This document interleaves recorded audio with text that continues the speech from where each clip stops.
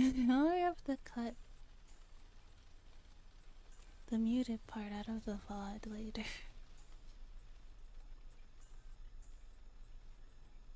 At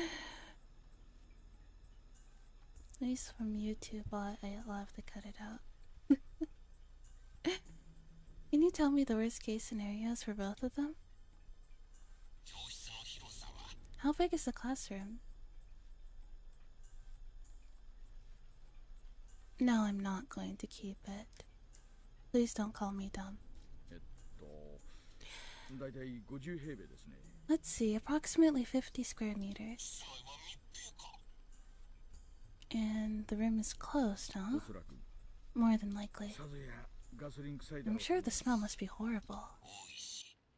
That's not good, Oishi. I had a feeling. Classroom will blow up. Everyone in the classroom will be dead for sure. You mean in the case of the 18-liter?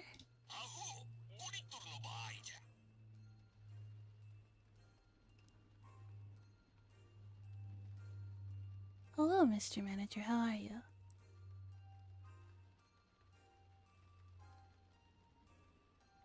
Cool. I'm talking about the 5-liter one. If I remember correctly, 4 liters is plenty. 4 liters is plenty enough to blow up an 8x8 meter room. I'm doing alright. How are you? I'm doing fine. Hello, Hazen. Hi.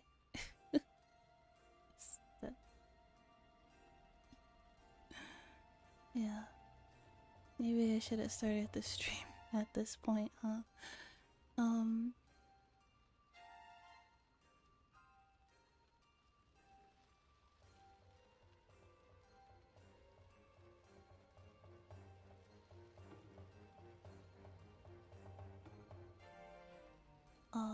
What was I saying? Oh yes. Yeah, I want to finish this before I go on vacation. I'm not entirely sure if I will stream tomorrow or not, but if I do, I'll probably be a little bit earlier than usual because I have to get up really early. So, the policeman listening to their conversation on the side went pale. 8x8 meters meant a room that was 64 square meters. I was afraid you might not get to it. Get to. I'm excited to see the end of Tusmihoroboshi no Hen. Yes, me too. Very excited. Feel like I should have started the stream an hour earlier than this, but that's okay. Only 4 liters are needed to blow that up, and at least 5 minutes were scattered in a 50. And at least 5 liters were scattered in a 50 square meter room. In other words, the room has more than enough gasoline, huh? It's not good.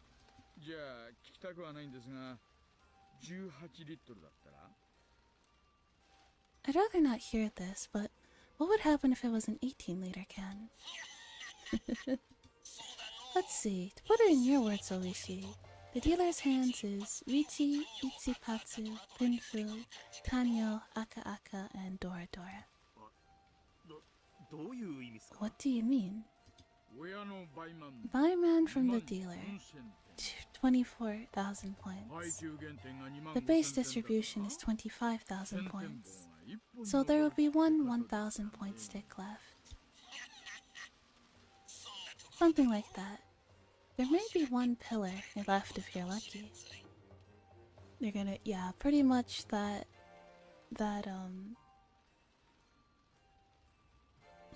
school is getting, like, blown to bits. Hi, Koala, are we in the end game? We are. Final chapter. Part 2 of the final chapter. Hello, Cha Cha. Hi, welcome. Oh my gosh, I don't want that kind of Richi.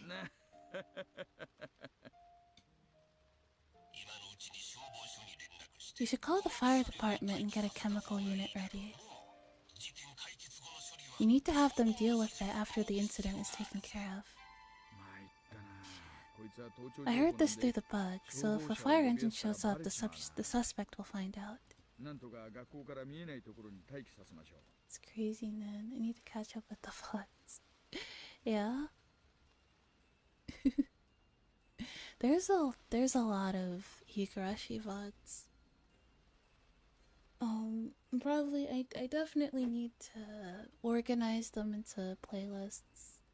I think what I'll do is I'll take all of them, every every chapter I'll put it in its own playlist, and then I'll put all those playlists as like a featured thing on like the front page of the YouTube channel, so like you can be like, this is the entire Higurashi playthrough. I think that'll, just for ease of it's gonna be one heck of a YouTube playlist. Yeah, it's gonna be a lot of VODs. There's gonna be a lot of VODs. But I like it. It's like a relic. It's like it'll be like a little time capsule. I think it would be fun to look at that like 5 years down the line and be like, oh wow, that's what I remember this. The suspect will find out. I guess I'll have them ready, or I guess I'll have them get ready where she can't see them. Just wait till you get to Umineko. Umineko is like 120 hours on the low side. We'll definitely play Umineko after Steins Gate. After we finish the entirety of Steins Gate, Umineko's next. I also want to play Clannad. So like Umineko's somewhere. We'll get to it eventually.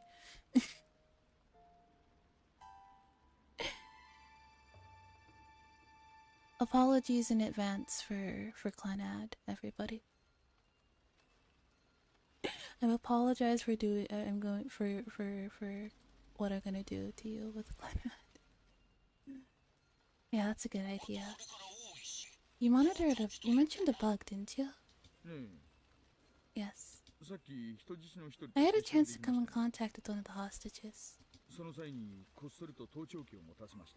I gave him a bug. See, you share the pain around. Exactly. If we all share the pain, then it's less pain. Yes, Steins Gate is next. Yes. Yes. You will finish Steins Gate. Yes, I dual stream on YouTube. Yes. It makes it a lot easier for archiving VODs.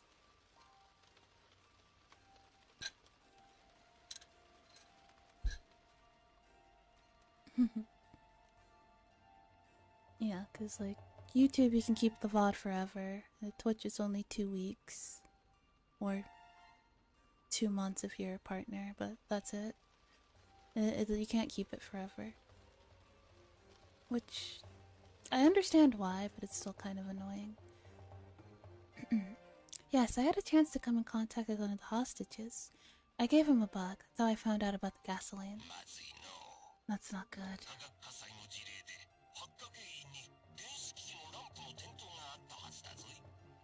Yeah, that's crazy. There have been incidents where the sparks from electronic devices set gasoline on fire. You know, gasoline's flash point is about 3,000 degrees. Even static electricity can easily cause an explosion. We might be cooked. Oh, I gave him a bug. That's how I found out about the gasoline. You did what? We're cooked. You have to be kidding me. Why is such a dangerous liquid available just to about anybody? Well, most people aren't just like pouring gasoline in enclosed rooms. So,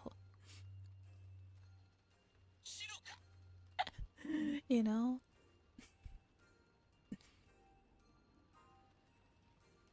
Are you not supposed to clean your house with gasoline? Yeah. You don't clean your house with gasoline? That's how I get my faucets shining like the sun. A little bit of gasoline. A little ammonia, a little bleach. How the heck should I know? Tell that to the fire laws and automobile companies. Trench stuff. Since it's June, the air isn't that dry, so just to be on the safe side, tell him to turn the listening device off. Don't know about gasoline, but I do use petroleum to clean my stove all the time. Same difference, really. Gasoline, petroleum. Oishi-san, according to what I can hear through the bug, the suspect has a lighter. That means even if Mibara-san used the pepper spray to stop her, he won't be able to prevent her from igniting the gasoline. And we can't even use the bug anymore? Damn it. Oishi, a lighter is really, really bad. Don't even let her play with it.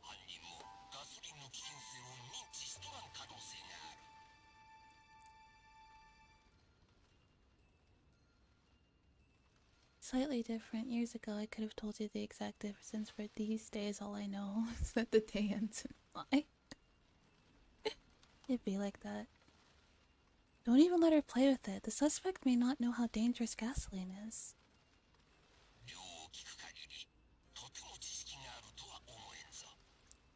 From hearing how much she spread, I don't think she knows anything about it. Luishi's back was covered in a cold sweat. He never even thought this would turn into such a serious matter. He didn't know how dangerous gasoline was.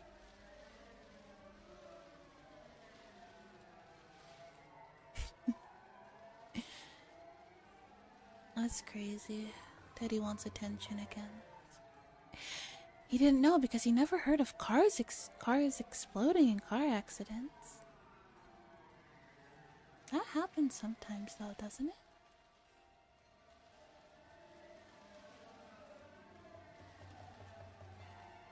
Kill count my favorite, yeah. That's just kinda, I don't know.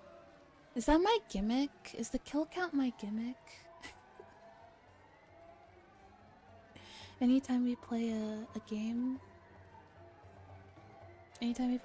with that's allowed to, that has like death in it, I always count it. That's my gimmick. And I play a lot of horror games, so like we basically always have a kill count.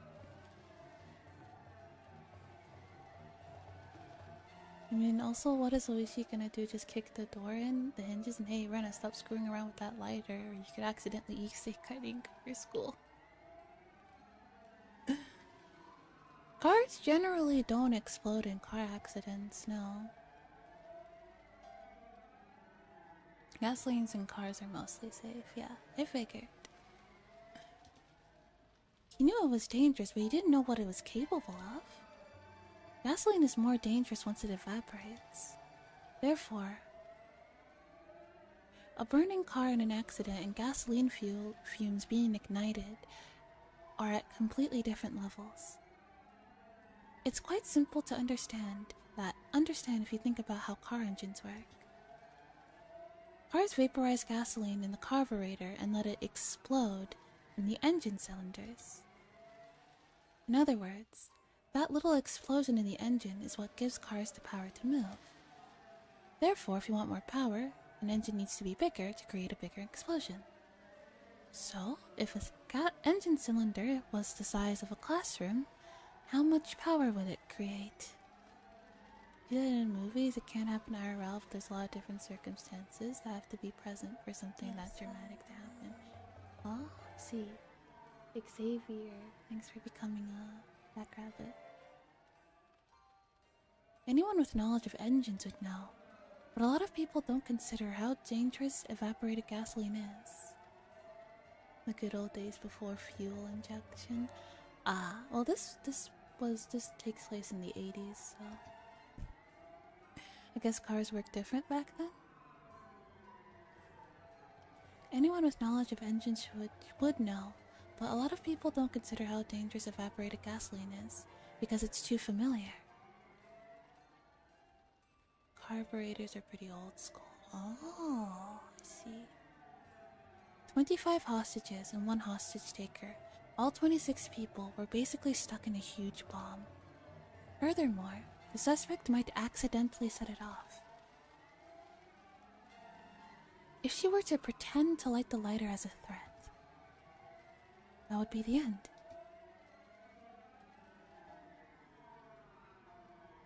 All of the people around Oishi had gone pale. The classroom might explode at any moment. How could they save all the hostages?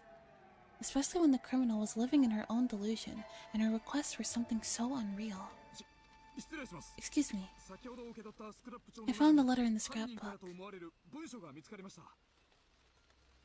One of the policemen brought over a folded piece of paper.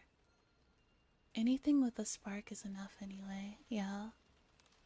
Hey cute, do you like my lighter? Isn't it cute? Accidentally flicks Flint last classroom to the moon. This is not a joke. We're actually kind of fucked. Flipping a switch on? Even flipping a switch on could blow the classroom up. They're literally cooked. One of the policemen brought over a folded piece of paper. Oishi opened it while the others watched. He saw girlish handwriting on the paper. This is a solid 30. Oh no. How could he tell this was written? He could tell this was written before she invaded the school. Dear Oishi-sama, if you're reading this letter, that means I am at the final stage. I must seize the school and help the students as hostages. I'm planning to appoint you as a negotiator, so please pretend to be threatened by me and become my contact at the outside. The last thing I want to tell you is that my enemy is the Sonozaki family, and also the aliens, who are pretending to be parasites that control the Sonozaki family. Aliens?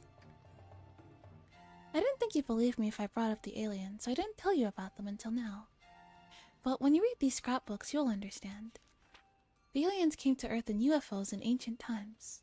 Hello, Arlie. We're so fucked. They landed in Onikafuchi Swamp. They used this village as their breeding grounds. And through that selective breeding, they widened their domains. They were successful, and now they're trying to invade the Earth.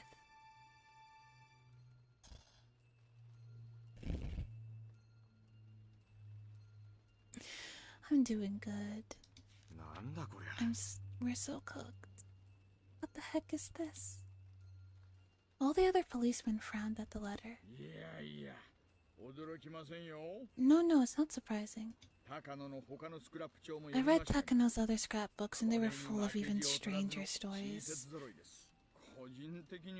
Personally, I like the one about Ozzy the best. The Sonozaki family as well as the village authorities have been brainwashed by the aliens. The villagers' attempt to revive the cult of Orishiro-sama are actually a part of the alien strategy to invade Earth. The aliens are very clever. They don't let people realize they're being controlled. The Irie Clinic must be their secret research center. Please conduct an investigation and expose their secret. Also, please check out the bottom of the swamp. The UFO must still be there. Also, capture all the relatives of the 3 families and take X-rays of their brains. You'll find hideous parasites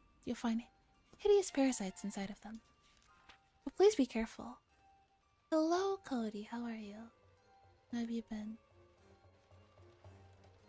Click right past well done, straight to congratulations.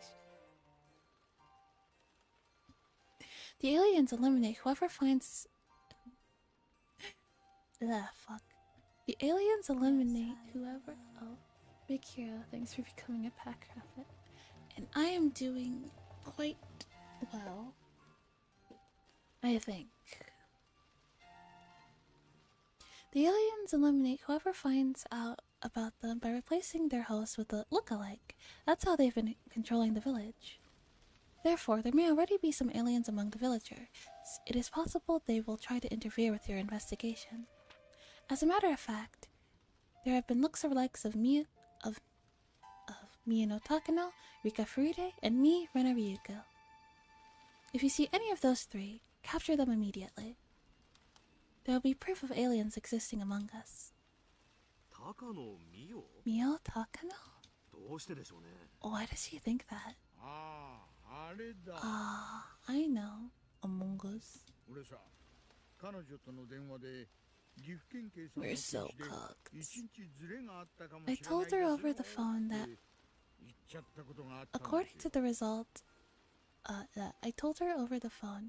according to the result of the autopsy concluded by the lab in the Gifu prefecture, the day of her death doesn't match up. Oh, are you talking about the mistake on her autopsy results? Oh, so it was a mistake. Someone just made a typo on the fucking paperwork and it spiraled into this. That's why you always gotta double check things. I told her I didn't know why Mie no Takano was witnessed on the day of the festival when she died the night before. I never thought she'd take it like this. Maybe I joked around a little too much. It's interesting that she included herself. Did she look in a mirror or something? Like if you show a mirror to a dog, they just think it's another dog and they start barking. One of the policemen spoke up. He was one of the pair who searched the garbage dump that night.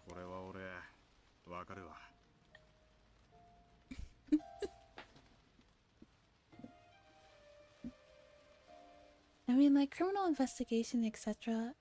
wasn't as reliable back then. Even polygraph tests aren't very reliable and some courts won't accept them as proof because of that. Yeah, that's true. Some countries don't. There are quite a few countries that say, like, polygraph tests are not admissible in court. Because there's too many variables.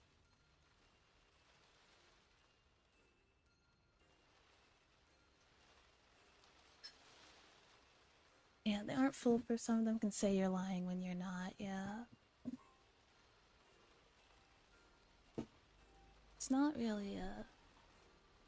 There's not really a definitive way. Quite easy to fake or screw up accidentally. Yeah.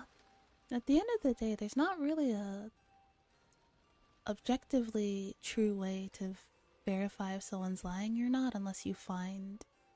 Unless they say something and you, like, find tangible evidence of the contrary, there's nothing you can really... you can say, you can really do to prove if someone's lying or not.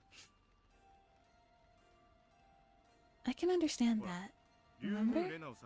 The night we looked for Rena Ryuko, somebody said she was in Gokura. That must be it. It was probably a bluff from the villagers. She must have heard it somewhere and assumed there was another version of her walking around. Damn. Nostradamus, was it? This is just like that. No matter what happens to her, everything sounds like it was predetermined. Yeah, unless you have actual physical proof that contradicts them, then it's kind of just he said, she said. I mean, some people are more trustworthy than others, but there's not really much you can do. Ren Ryuki would blame the aliens if she was to trip her and fall down.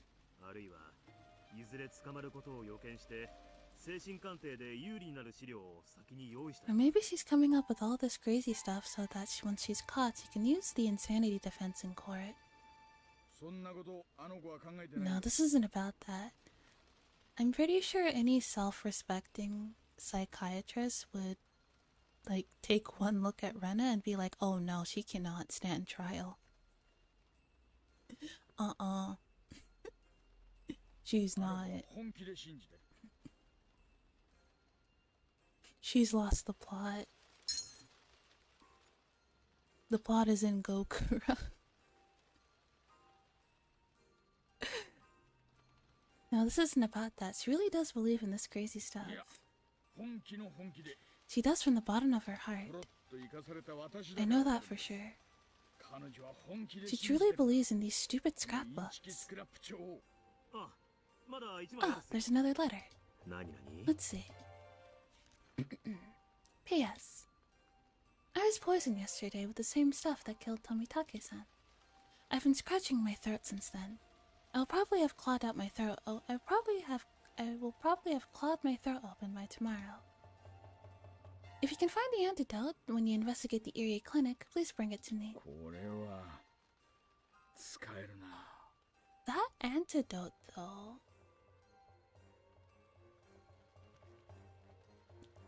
Just don't scratch your throat. Yeah, just don't scratch your throat. Duh. That sure is something. Yeah. If she believes in alien stories, maybe we can trick her with an antidote. But you may not find the antidote, or it may be too late by the time you do. Therefore, considering the time I have left, I will set 7 p.m. tonight as the deadline. If an investigation doesn't take place and the antidote doesn't arrive by 7 p.m., I will choose to die with all the hostages by lighting the gasoline instead. 7 p.m.? What time is it now? Oh, it's a little before 6. Days are long nowadays. It doesn't even get dark in the evenings. It'll probably start to get dark around 7 p.m. We only have an hour. No, you might explode even before that. Shit. It's just like a bottle of Coke with the label removed, and they're like, Rena, it's the cure we found.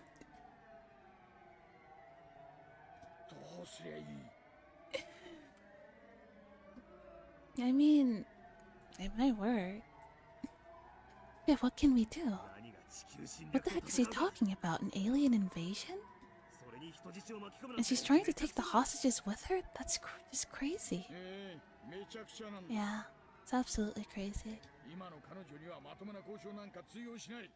We can't negotiate with her normally now. Especially when she thinks she's absolutely sane. Oishi-san, look what comes next. Hmm? What?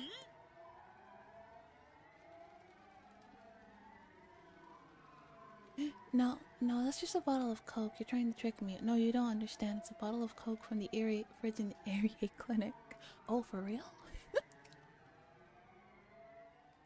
You see, they needed to make sure the antidote was inconspicuous, so they made it look like they made it look and taste just like Coke, but it's not.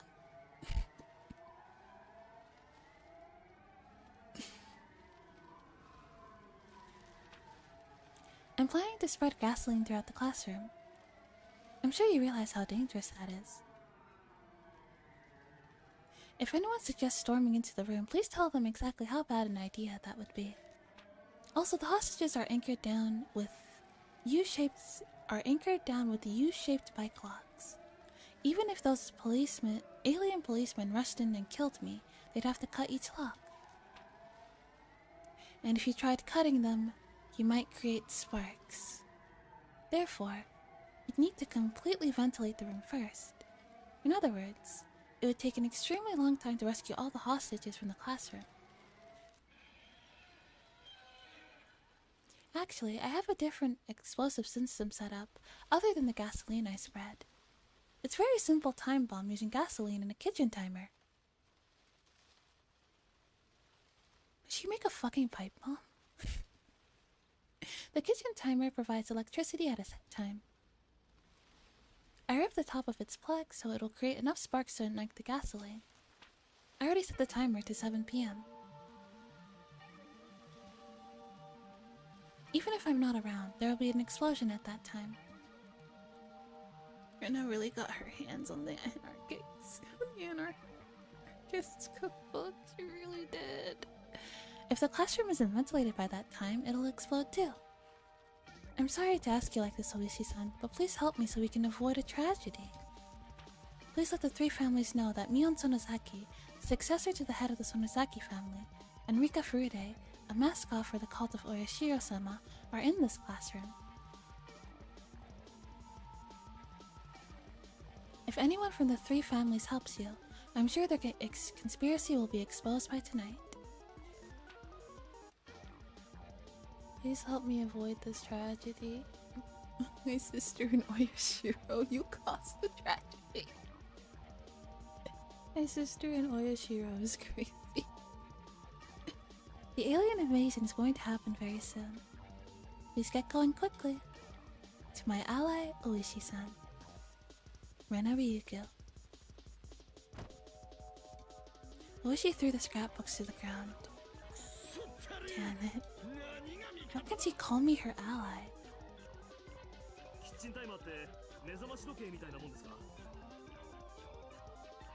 Is a kitchen timer like an alarm clock? Old appliances don't have timers. A kitchen timer is a device that turns on appliances at a given time. When you plug it in, it provides electricity at a set time so the appliance will come on when you want it to. Oh, that's convenient. It's possible to use that to make a time bomb. Using a kitchen timer, that sure is something a girl would come up with. The fuck is that supposed to mean? Are you saying because she's a woman and women belong in the kitchen, so of course she would use a kitchen timer to make a bomb?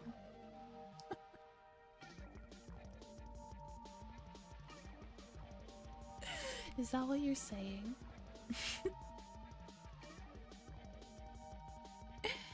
I like how he goes from damn it, how dare she call me her ally to oh no, actually it's really simple to make a kitchen it's really simple. A kitchen timer just turns on appliances at a certain time. So in theory you can make a bomb with that.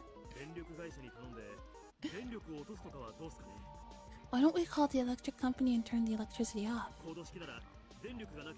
If there's no power, the timer can't go off. That won't work. Clearly a man would use something manly like a sports car or something to make a bomb. If the classroom became dark, she'd probably light her lighter. Maybe we can give her a sleeping pill as an antidote. But it would take effect slowly. I'm sure she'll have a hostage try it first. Be very careful. Understood. I'll get one ready. I need to talk to Maebara-san one more time.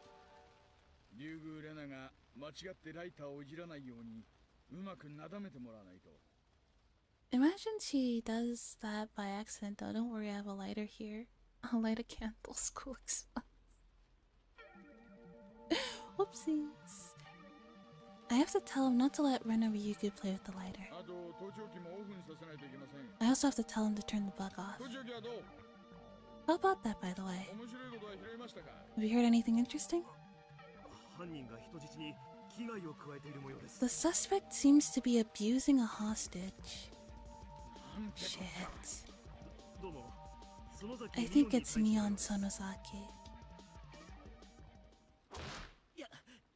Stop it, Rena! Rena kept hitting Mion, who had her hands tied behind her back. Rena wasn't using her fist, but instead the handle of her hatchet. Keiichi-kun, you promised me you wouldn't move. If you do, I'll be angry. Are you not angry now? Rena's gaze intimidated me. Her eyes were full of madness. I could feel Rena's emotions boiling up over on the inside. If I opposed her, she would easily cut Mion's arm off.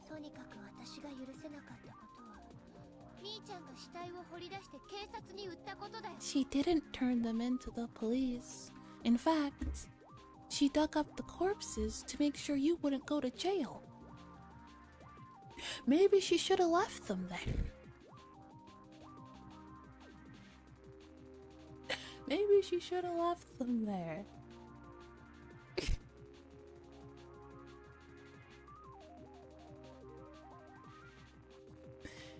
She got that I'm not angry, but you can tell he's gonna sleep on the couch.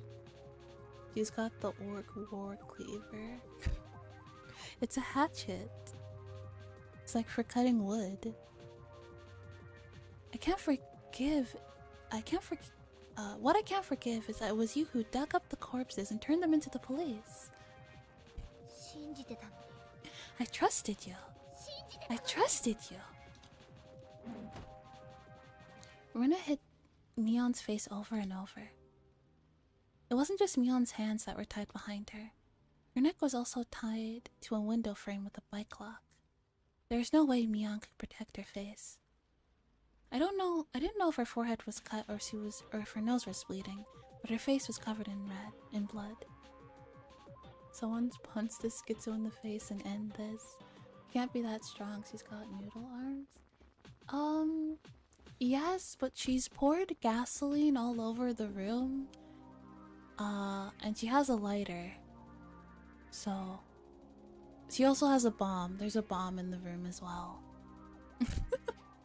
There's a bomb.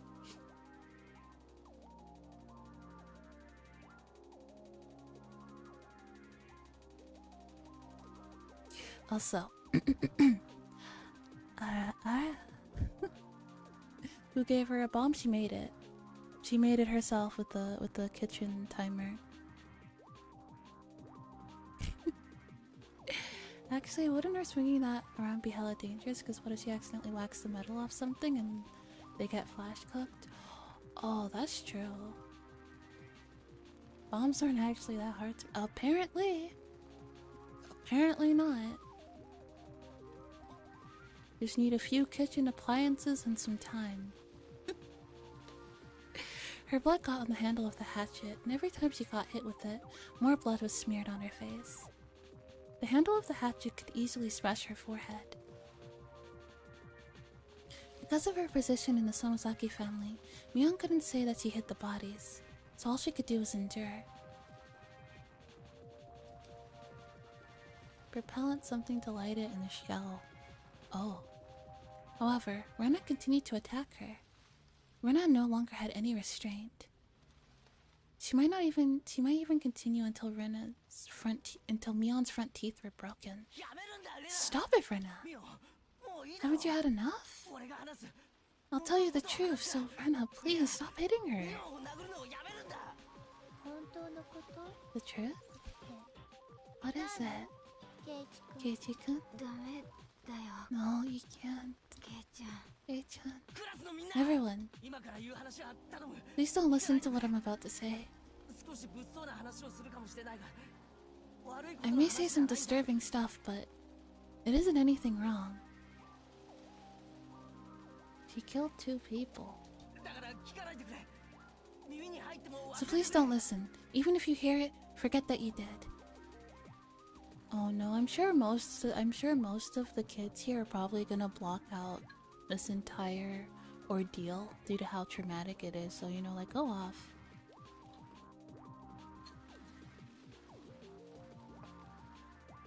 Like, if it were me, this entire thing, in the vault, gone, don't remember it. It would be like, remember that time that thing happened? Nope. Nuh-uh. I'd be like, as far as I'm concerned, those like the last 5 years like just didn't happen. I don't fucking know. I was okay, we buried under years of therapy before they even remember. Please. What are you going to tell me? Go on, Keiichi-kun. It's not a complicated story. It was for your sake. We found out afterwards that the place where you buried the bodies was going to be clear-cut this summer. So we thought we had to do something about it. Mion hid them in a safer place. You told me the same story the other night. Didn't I tell you that was something Mi-chan made up? Why would she lie?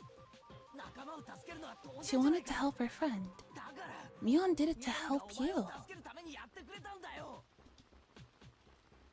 That's a lie. I won't believe it. Why did you do that without talking to me then? Because nobody knew where you were. You fucked off someplace.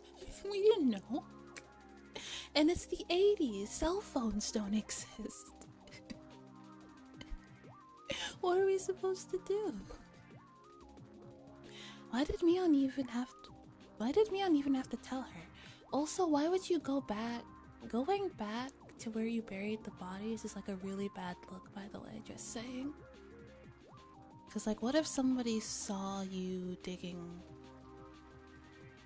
a hole in the middle of the woods, and then they go to see like what you were digging up and they find bodies? Like, that was a bad idea. You should have just left it alone. You're more than willing to swallow Stephanie Meyer's Japanese blonde great-grandmother's lies about how Albert Collin is actually behind the mysterious murders each year. One of Takano's scrapbooks is actually the manuscript to Twilight.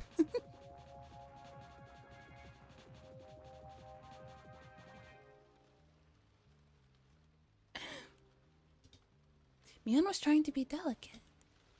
Mion did her best to hide what Rena did. Mion knew Rena was at her wit's end, that's why she did it in secret. But Rena didn't want to believe her. It's not so, Keiichi-kun. How contemptible of you. Mi-chan to deceive even him. Akane was watching this, dying of laughter in hell. Absolutely.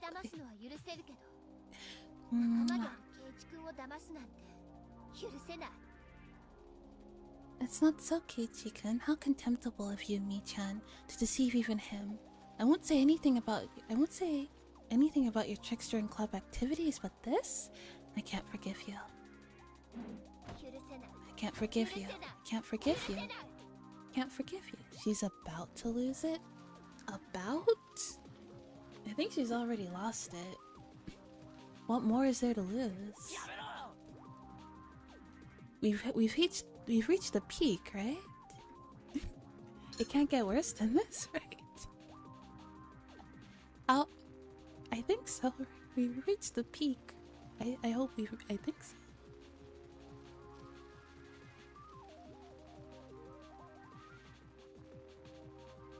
Never say that, it can always get worse. That's true. Stop it. Also, hello, Beck. How are you? Stop it. Don't hit Mion. Mion didn't do anything. I never knew having your hands tied behind your back was that scary. Mion got hit repeatedly.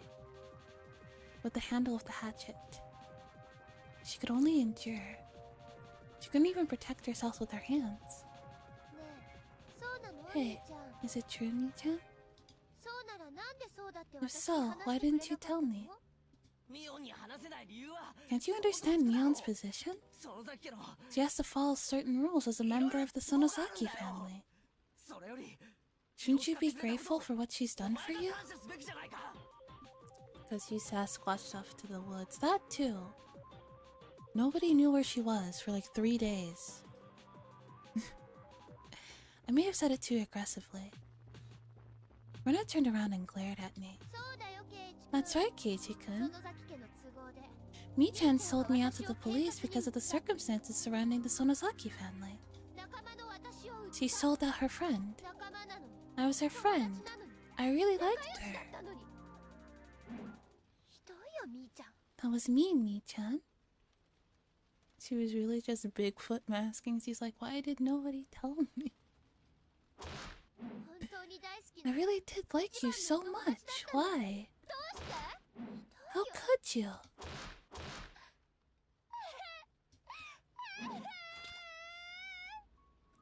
This was senseless.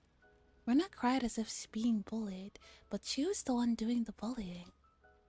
Normally, this would be so odd as to be impossible. But I had seen this scene before. I liked you. I trusted you. It looks like 4 might just become 5. I think so too. As I cried, I beat her to death. Rena repeatedly begged me to trust her, yet I beat her. I know what it's like to be the one doing the beating. Stop, stop, stop. Rena! Don't you realize what you're doing? You're hurting your friend with your own hands. I understand what you're feeling. I know you're sad because your friend betrayed you, right? But that's a misunderstanding. We didn't betray you. We've been thinking about you all this time. Not so much her hands as the butt of a billhook, but yeah, you know. But she just couldn't see that. Even if she died, Rena probably wouldn't realize that she made a horrible mistake. But someday, you'll realize. Even an insensitive guy like me realized, so Rena would realize it for sure. That's when you'll feel even sadder, Rena. You'll remember this bloody Mion one day. Then you'll realize that you were the one who made her bloody, and you'll regret what you did. But I was the only one who could understand that, because I remembered. There's no way for Rena to understand or realize that. I wondered if I was suffering the most of all. There is no way to avoid a tragedy. This was exactly the same tragedy with different actors. The main character is Rena instead of me, but it was the same thing. Where was I? I was in the audience now. I knew how the story ended, but I couldn't come onto the stage. Stop, Rena. Stop. Why are you crying? What's wrong, Keiichi-kun? I stood up slowly and walked towards Rena. Just like what Rena did for me before, with my arms open. Please stop. Stop this, Rena. You may not know why now. You may not know why you have to stop now. But if you don't, you will regret it someday. So please stop. Keiichi-kun. I don't know. Maybe the fact you've been beating your friend with a hatchet for like the past 15 minutes. Yeah. Honestly, I'm surprised Mion isn't dead yet. She's probably unconscious. If she's not dead, she definitely has like a concussion. Keiichi-kun, I'll be mad if you don't move back to the wall. Rena's eyes went cold, and she lifted the hatchet with her right hand. Oh. Don't, Kei-chan, I'm okay. Mion told me, but with such a bloody face, how could she be? Are you going to hit me with that hatchet? If you come any closer, I will. Without hesitation. I don't need you anymore, Keiichi-kun. But I want to be with you until the end. So, please don't make me mad, okay? Okay? She sounded gentle, but her expression was telling me that there really would be no hesitation. Rena would crack my head open with the hatchet immediately. But who cares? Hi, Radio. If you were in my shoes, what do you think you would do?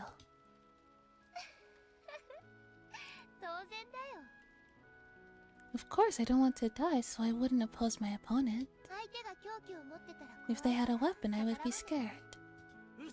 That's a lie. I know. I know you're strong enough to give up your own life for the sake of your friend. It's my turn now. My turn to be strong.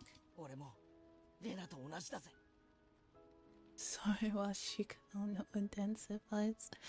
We can never escape Danganronpa, huh? I'm just like you. I won't hesitate to give up my own life for my friends. If you want, I'll give that life to you. So stop this. If you trust your friend, stop hurting her. The same pain will attack you later, so stop. Nobody's trying to scare you. They're all thinking about you. Don't doubt that. Please believe it. Trust me. If you can come to trust me by smashing my head open, go ahead and crush my head with that hatchet. I won't try to protect myself. Don't come any closer. If you do, I'll light this place up. Rena lifted the lighter overhead. You fool! How long are you going to dream about such crazy things? You already know that yourself, don't you?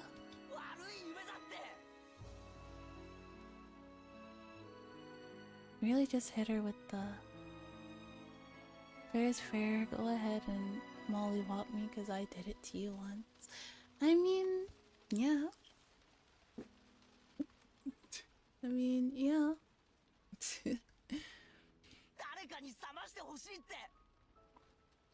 This is all just a bad dream. You want somebody to wake you up. I'm here. I'm here to wake you up from your nightmares. You're the one who has to wake up Keiichi-kun. I can't believe you have the... Can't you believe that those aliens are trying to invade the village? You believed me back then. Are you doubting me again? Can't you trust me? Rena opened the lid of the lighter. I could tell her thumb was about to light it. Rena was prepared to die along with everyone else. Rena would die without knowing the truth. She would die believing it was the world that was crazy. She would die cursing everything in this world. That was the only storyline of this tragedy, wasn't it? This was a theater from hell. What an interesting script. Who wrote it, a devil? Oh, no.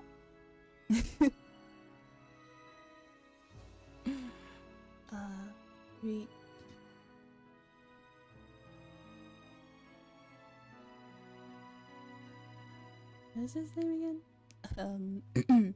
That would be Ryukishi07.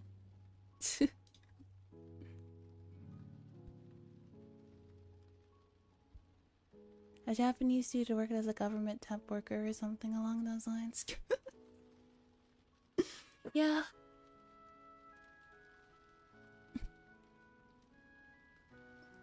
Shit. I won't let this happen. Don't underestimate Keiichi Maebara, the original main character. That is true, he was the main character of the first one. The first 3 chapters were him, right? Or the first 2, I think. Something like that. Don't think the same storyline will work again. I'll be taking over the script this time and I'm going to destroy it. I won't let this bad ending take place. I'm going to destroy their expectations. You're the one who doesn't trust me, Rena. Just trust me. Shut up and trust me. This is all for your own sake. As the main character of the previous tragedy, I'm telling you this. You just shut up and listen to me. He's out crazier. You gotta match her freak. What are you talking about, Keiichi-kun? Shut up and trust you? You're the one who doesn't trust me, Keiichi-kun. Why don't you believe me? Shut up! I know you're wrong. Fans collecting red flags like trophies before. I know how you'll end up, so I know you're going to regret it in the future. I don't want you to finish your life without realizing what you have done. You just don't know how sad that is yet. I have no idea what you're talking about. Are you okay, Keiichi-kun? Yeah, I bet. I bet you have no idea what I'm talking about. But I'll tell you. I'll tell you the story of a pathetic guy. Once upon a time, there was a pathetic guy named Keiichi Maebara. The funniest thing is that what he's saying is no crazier than anything she said. I mean, that is true. She is talking about aliens and shit. Or does he need to write it if he writes everything in Takano's scrapbook? Do you think she'll believe him then if it's in the scrapbook? These are lost pages from the scrapbook. Yep. Yeah, it needs to be in the scrapbook. Otherwise, it's not. If it's not in the scrapbook, it's not canon. He had no complaints about his life, and he spent every day having fun with his friends. But one day, he started to doubt them.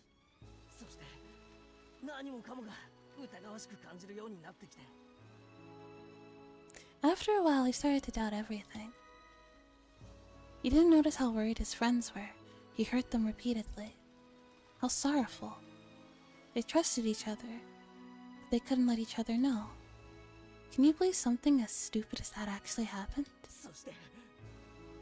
Then I beat you and Neon with a metal bat to the point of death. But you begged me to trust you until your final moments. You didn't even try to protect your head. You trusted me until your final moments, reaching your hands out to me. I didn't realize what you were doing and beat you to death anyway. Satoshi's bat claimed 2 more lives. Damn. Satoshi's bat's kill death ratios looking pretty good.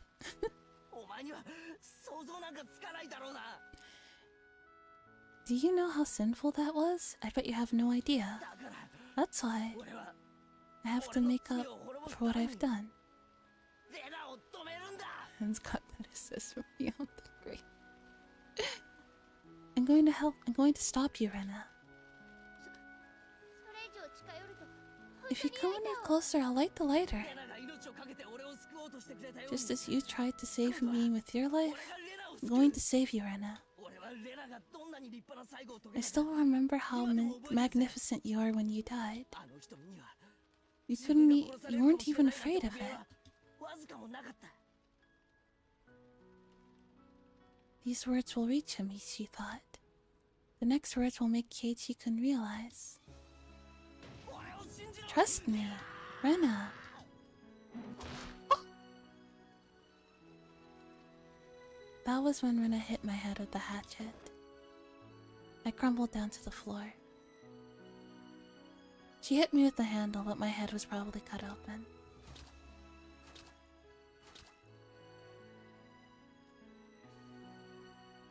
Tell Keiichi to avoid having her play with the lighter. Oh, so cute. It's kind of provoking her to use it. I felt the blood on my face. Poor Keiichi-kun. That's not of your own will. The parasites that are living in your brain are controlling you. Oishi-san will find the medicine for it. When he comes, I'll let you take the medicine first. Then you'll be free. You'll return to the Keiichi-kun I love. Dear Lord. Just hang in there a little longer, okay? Damn you. I heard a phone ringing in the teacher's office. Rena listened to the phone ring for a while, then realized it was for her. She tried to answer the phone in the classroom. She couldn't figure out how to transfer the call, so she decided to answer it in the teacher's office instead. Yeah, we could have had this confession with a little less physical assault. I'm going to the office for a bit. Don't run away, okay? If any of you are missing, something terrible will happen to Mi-chan, okay? Rena glared at everyone in the classroom, intimidating them, and then left. That's when I heard a honk from the outside. I remembered the signal from earlier. Did Oishi-san want to get in touch with me? I bent down and put the receiver earphone in my ear. Can you hear me? This is Kumagai from Okinomiya Station. Please cough if you can hear me. Very good. Please listen carefully. The gasoline the suspect has spread everywhere is very dangerous. The classroom is filled with vaporized gasoline right now. It's like a bomb. Please don't abrogate Ryuku-san, and don't ever let her play with the lighter. About that. Please don't provoke her any more than you just did, okay? This bug is awful. It's possible for gasoline fumes to ignite at the slightest spark. Therefore, please turn off the bug after this communication. That's just to be on the safe side. Also, one last thing. According to the suspect's note, she has set a time bomb. Time bomb? She used a kitchen timer to make a simple time bomb. The classroom will explode if it goes off. We're trying to get some sleeping pills ready to give her as an antidote. We don't have much time left. According to her note, the timer is set for 7 p.m. I looked at the wall clock. It was 6:45 p.m. There were only 15 minutes left. I could hear Rena screaming into the phone. No, the time has already been set. Hurry up, Oishi-san. I won't wait for even a second longer. As you can hear, Rena Ryugu is refusing to reset the timer. She's going to kill herself in 15 minutes. I remember thinking the same way as Rena. After I killed Rena and Mion, I knew the police would come. I thought someone would solve the mystery after I was dead. If that's what Rena is thinking, then she had been planning to kill herself from the beginning. What do you want me to do? The sleeping pills should arrive soon. But if the explosion took place before we could negotiate, there'd be no point. We want you to find the time bomb and disassemble it. You mean cutting the red and blue cards like in movies? It's probably simpler than that. According to the suspect, she used a kitchen timer. Gonna unalive herself and hope somebody solves the mystery? I swear to God. If I hear unalive one more time, I'm gonna throw up. I'm gonna fucking throw up, I swear to God.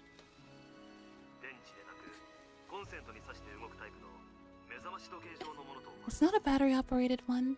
It's one of the ones you plugged in. It looks like an alarm clock.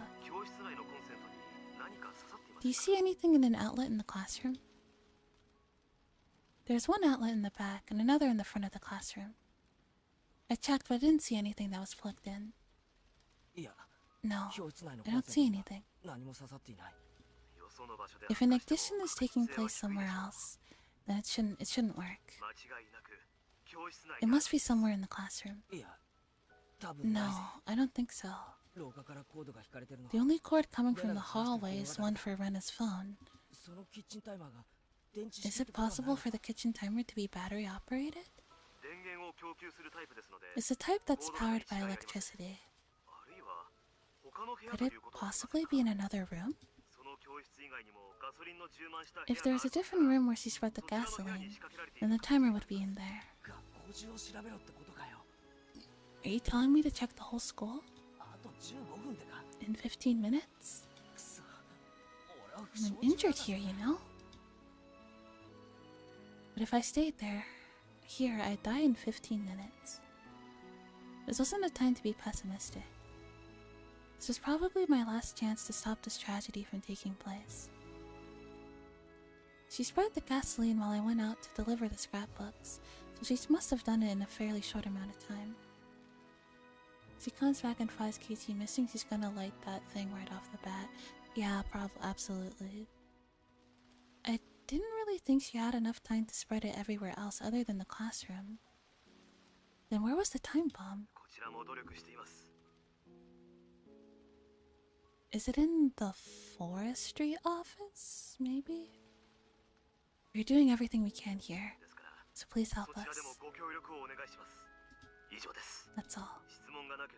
If you don't have any questions, on the communication, is there anything else? No, not really. Oh, wait, yeah. I do have one thing to say. What is it? Please tell Oishi that he should have never told Rena about my past.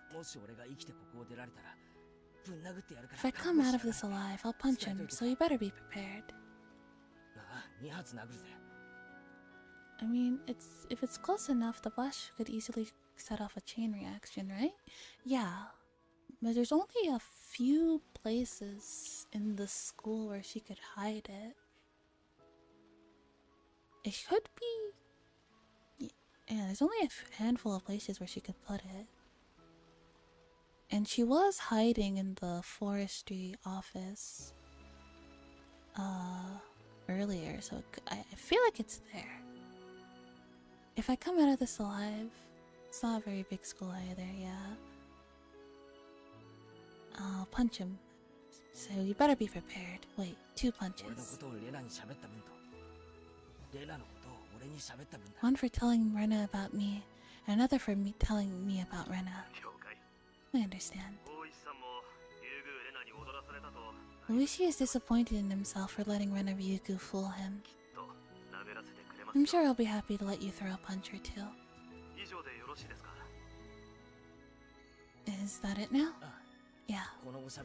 I've already wasted a few minutes here. See ya. Be safe. Rena was still on the phone. Oishi-san was definitely trying to stall her. From what I could hear, it sounded like he was trying to tell her that they investigated the main Sonozaki residence and found something awful in their secret basement or something like that. Hey, if you went too far, Rena would believe everything again. Mion was going to get hit again for lying. Keiichi? Rika and Satsuko crawled up to me. Did you hear? Traps are my specialty. I can't let Rena-san do this to me. Satsuko realized how serious the situation was as well. The lives of the hostages, including her own, were about to be taken. Yet she tried to remain strong.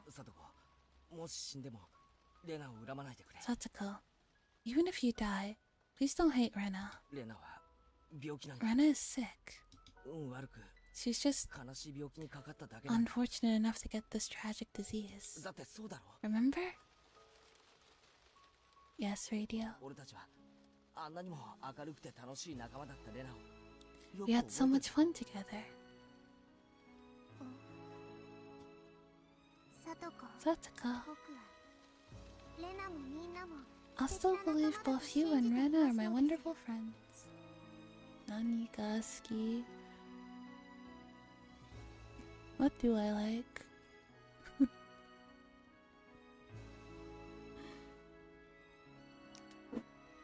Delphs.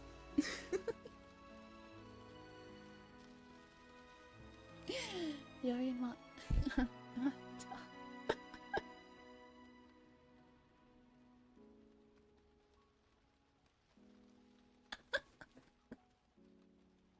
In my radio sleep. Who could have saw that one come? I was asked what I liked and I was just being honest.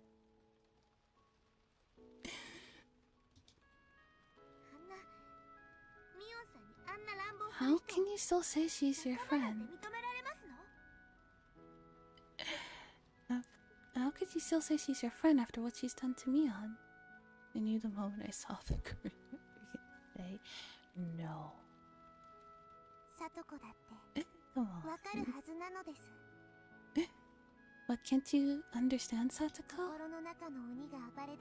Once a demon starts to act up inside, no matter how tragic the outcome, you just can't stop it. Satoko quietly hung her head. I didn't understand what Rika-chan was trying to say to Satoko, but maybe...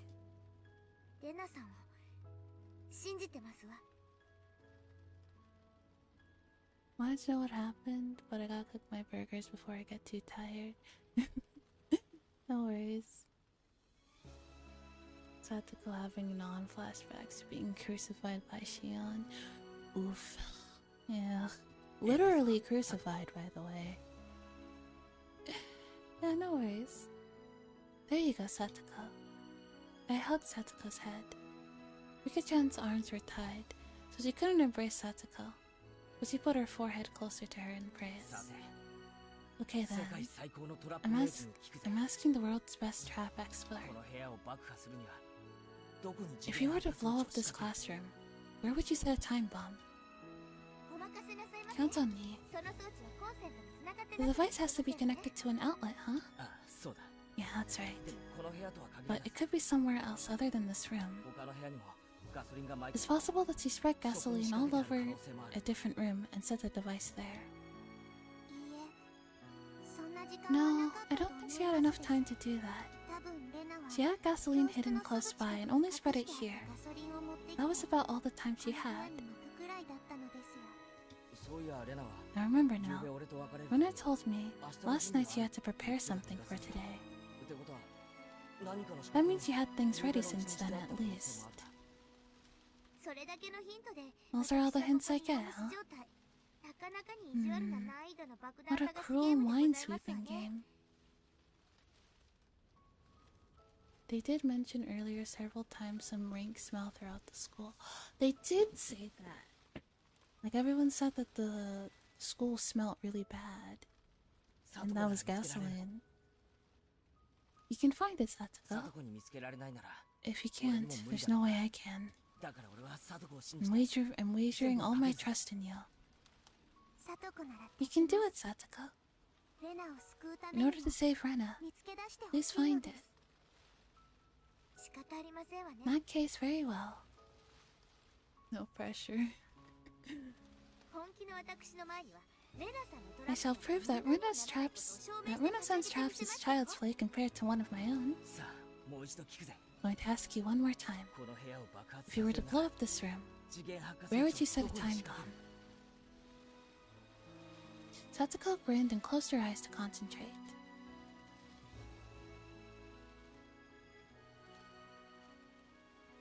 Oh boy.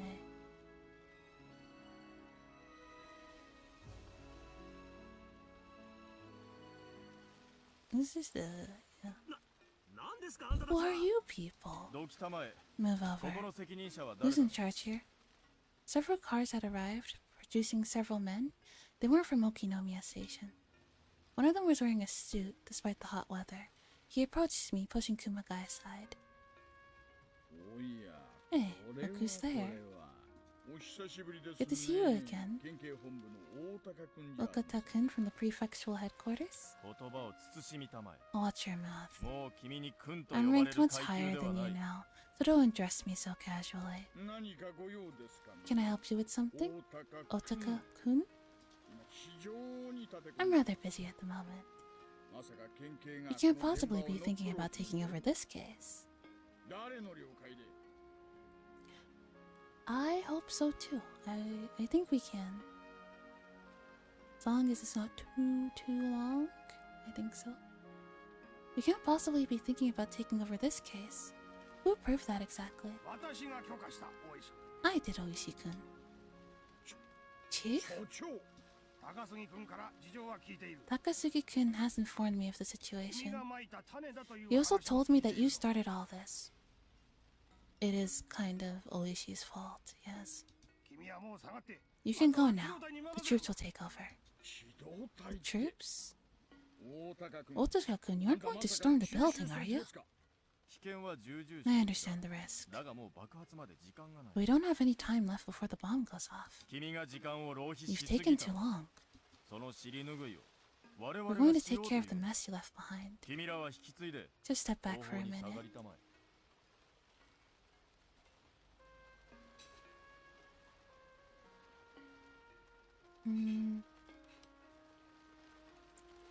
Mayhaps? At the very least, the thing is, Oishi is the only one Rena trusts, so that's kind of their only, like lifeline they have. I couldn't talk back if both the chief and a guy from the prefectural headquarters gave me an order. Oishi-kun. Oishi-san, who the heck is he? As you see it as the aliens got rid of Oishi, yeah. That's Okata-kun. A long time ago, he was showing off even though he was bad at mahjong, so I taught him a lesson. Maybe he's still holding a grudge from when I kicked him unconscious in that kendo tournament. Obviously, we didn't get along. Give me the latest update, Oishi-kun. Are you serious about storming the school? We were about to settle this thing peacefully with some sleeping pills. What are you trying to accomplish here? I think the sleeping pills plan is probably the best plan. But maybe if they had more time, it would probably be better. It's too late for that.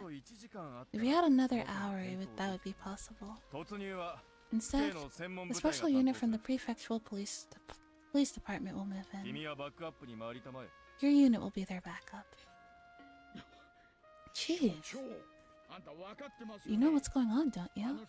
That classroom itself is turned into a huge bomb. They stormed the building, even a stray spark could set off, and then not only would the cops die, so would the hostages and the culprit. Yeah, it's too risky. At the same time, they only have like 10 minutes. So, like, what the fuck are we supposed to do? Well, even the classroom isn't the bomb we're scared of. It's a suspect, Rena Ryuko. We finally calmed her down and found a way to settle this peacefully. And we were about to start that operation.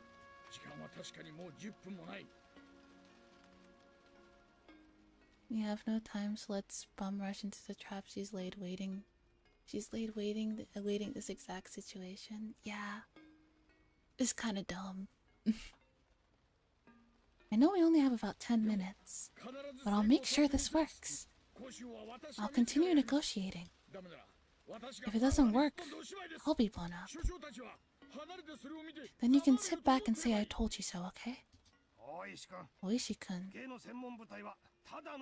The special unit from the prefectural police department isn't just any old unit. I mean, also while they're talking about this, they're also wasting precious time. Like, they don't have time to be arguing. They need to lock in. You've heard about the second company, haven't you? What's that, Oishi-san? Is this second company that well known?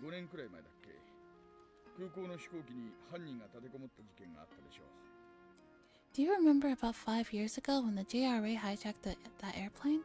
Flight 472.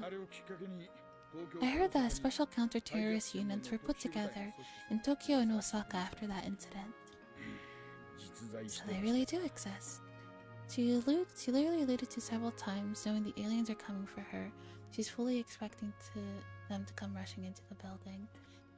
That is true. At this point, they're basically just a roundabout way of killing themselves with high explosives. Yeah, it's not a good idea. It's bad. But why would a special unit from Okasa be here? Unless they have a plan to get into the building more discreetly, I don't know.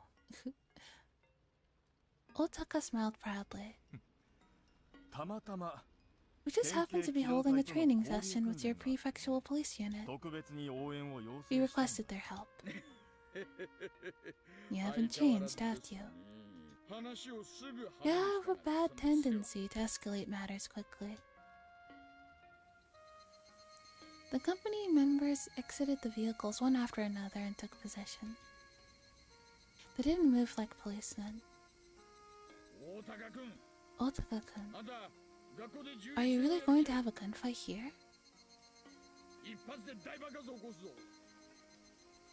Yeah.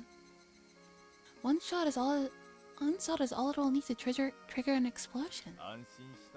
Don't worry. They won't use firearms.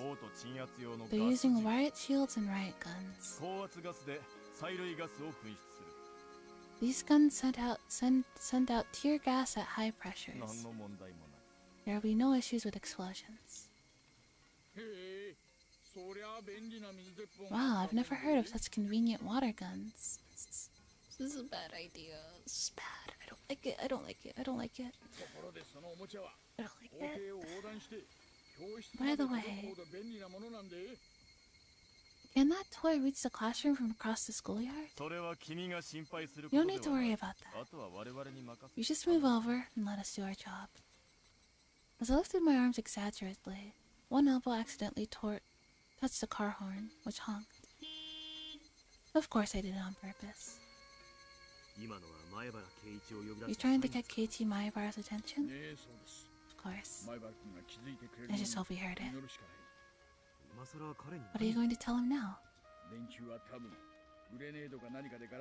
You're probably thinking about breaking one of the windows with a grenade, then shooting tear gas into the room. They have no idea how serious Runner Ryugu is. Deadly serious. Even the noise of a window breaking could drive her over the edge. Are you saying the special unit can't suppress her? Of course not. That's why we've been so careful. Runner Ryugu has been intending to kill herself this whole time. A raid doesn't work on people who don't care about dying. We only have Maebara-san now. Oishi-san. Here he is. Hello, this is Oishi. If you can hear me, please cough. This is an emergency. Please listen. I have a feeling it's not good news. Unfortunately, you're right. The prefectural police are getting involved. They're going to ruin everything we've worked for so far. There's a special unit about to break in. Hey, the only reason I haven't used my pepper spray is because that won't stop her from igniting the gas. A raid won't work. The prefectural police don't understand that Runner Ryugu is prepared to die. They're assuming the lighter is just a threat and that she's really isn't going to ignite the gas. That's a very stupid assumption to make. Why would you make that assumption? We even tried to tell them, they're like, nah, I'd win. Like, there are children in there. You need to be a bit more careful. They'll break in within 5 minutes or so. Please take the lighter from Rena Ryugu before they move in. Is that in addition to your order to do something about the time bomb? Yes, that's right. You've got to be kidding me. You want me to take the lighter from Rena and do something about the time bomb all within 5 minutes? Come on. You're the only one we can count on. Furthermore, like, how actually brain dead are you? Like, we're gonna break in, so you won't use the lighter. Like, okay, great. Even if she doesn't, what if one of you mouth breathers sparked the bomb? That's that too. Like, a bruh. How is it, Satoko? Can you think of something? I just have to check the hallway on the first floor. To check whether it's there or not. Knowing Renaissance pattern, so if it was on the first floor, it would be there. And if it was on the second floor, it would be there. I just have to check to see if there's a cord in the hallway on the first floor, right? It should be there. If Rena-san was in a normal state of mind, I would know for certain. But with her being like this, I really cannot figure out her thought pattern right now. Okay, I'll do something. You don't even have time to think about it. I'll look into those two options myself. I don't want another tragedy. You demons down in hell. I bet you're waiting for an amusing ending to unfold while you're eating some popcorn. We'll use a grenade to break the window and stun her. Ah yes, a metal ball to break the window and make a small blast. That's what's basically a pressurized bomb. And what could go wrong? Bruh.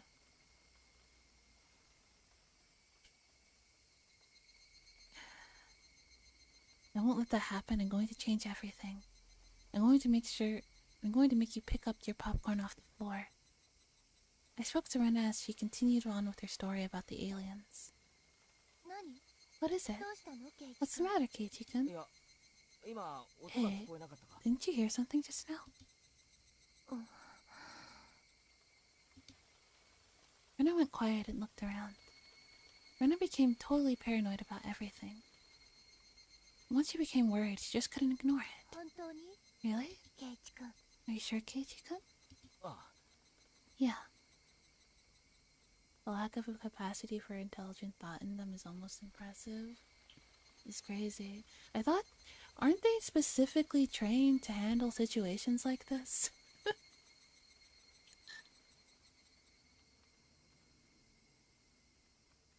Or did they just not get to that part of the training yet? They haven't reached that part in the textbook yet.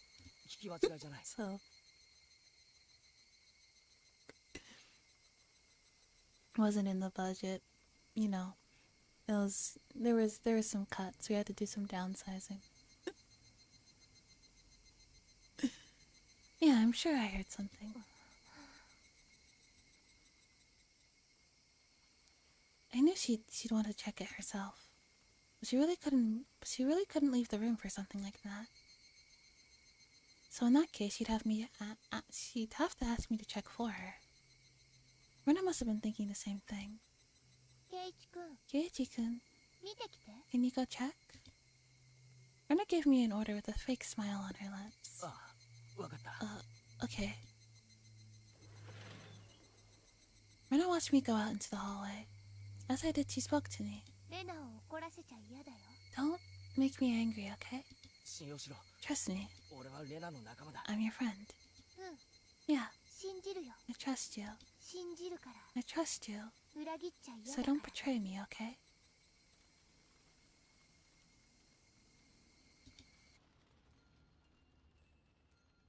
After being freed from Rena, I looked for a cord in a hurry. I didn't even have 5 minutes. Police probably had more outlets. The office probably had more outlets than anywhere else. All it took was a concussion to get her to trust him for like 30 seconds. Yeah. I headed for the teacher's office. Shit, where were the outlets? Unlike light switches, outlets couldn't always be found near entrances. Damn it. Why did the clock in the teacher's office have to make such a loud ticking noise? Good night, Arlie. Sleep well. Don't worry. Thank you for the head pat. Katie will find it. Rena-san would. If I were Rena-san. If Rena-san was even more mistrusting than usual, where would she set the trap? A trap expert like myself ought to be able to discern that. What's this? I saw a plug inserted to the unit under the principal's desk. I also saw a cord extending under the door to the reception room. There shouldn't have been any reason why a cord had to be extended into that room. The reception room had an outlet of its own. I tiptoed over to the reception room and opened the door. The door squeaked as I cracked it open a little.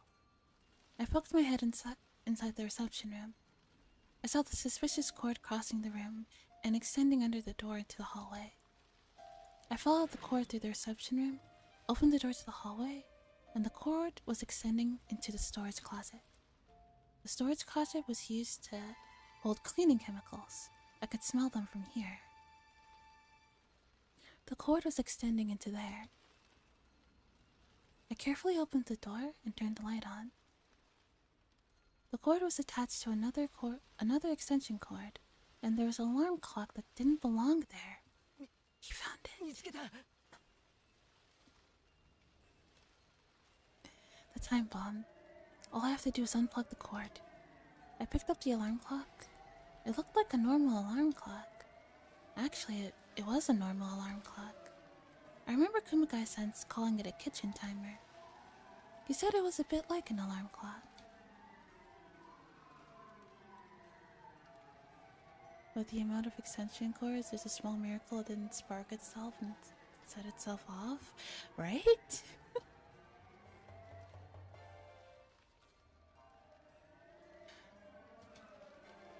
Wait, didn't alarm clocks use batteries? This alarm clock was a battery-operated one too. I looked at the extension cord and there was nothing plugged into it. This was a red herring. Eh? What was this extension cord for? Why was this extending all the way from the teacher's office? No, Keiichi-san. Run! Satoko? That's the wrong place, you've been tricked! A black shadow was covering me. I felt my body freeze. It was so frozen that I felt it was about to crack. I turned around slowly and saw someone holding a hatchet over their head.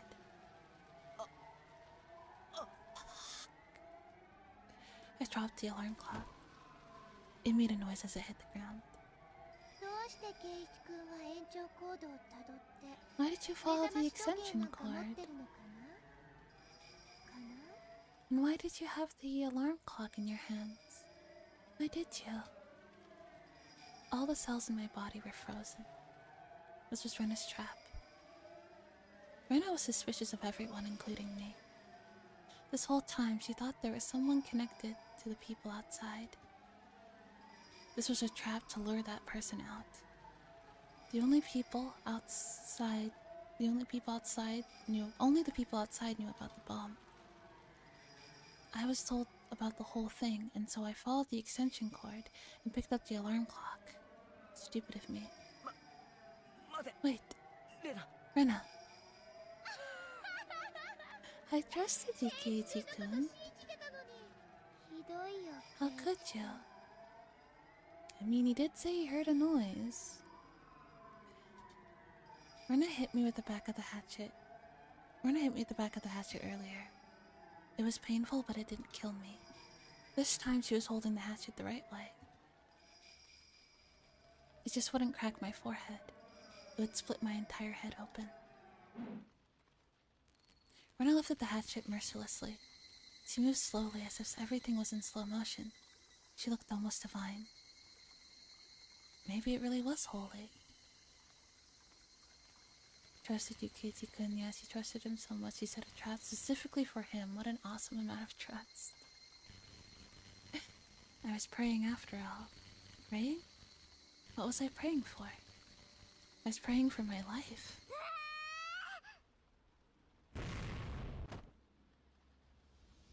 It was so sudden I couldn't tell what happened. Rika-chan had jumped onto Rena from behind. I didn't know what kind of weapon Rika used, but Rena started moaning. It clearly hurt. It brought me back to reality. I couldn't just watch them. I had to get the lighter from Rena.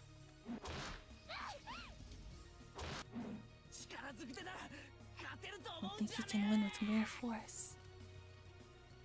Oh, little blue crack. Rena knew I was after the lighter. She closed her fingers around it tightly. Rika-chan was grabbing onto the arm Rena was holding the hatchet in. I wanted to tell her to run, but thanks to Rika, I could use both of my hands to get at the lighter. The lighter flew out of Rena's hand. It hit the hallway and dropped down to the floor. I picked it up. At the same moment I did, Rena managed to shake off Rika-chan. There's our chance. I turned in Satoko's direction. Well, Satoko, you should be able to figure it out. Keiichi-san.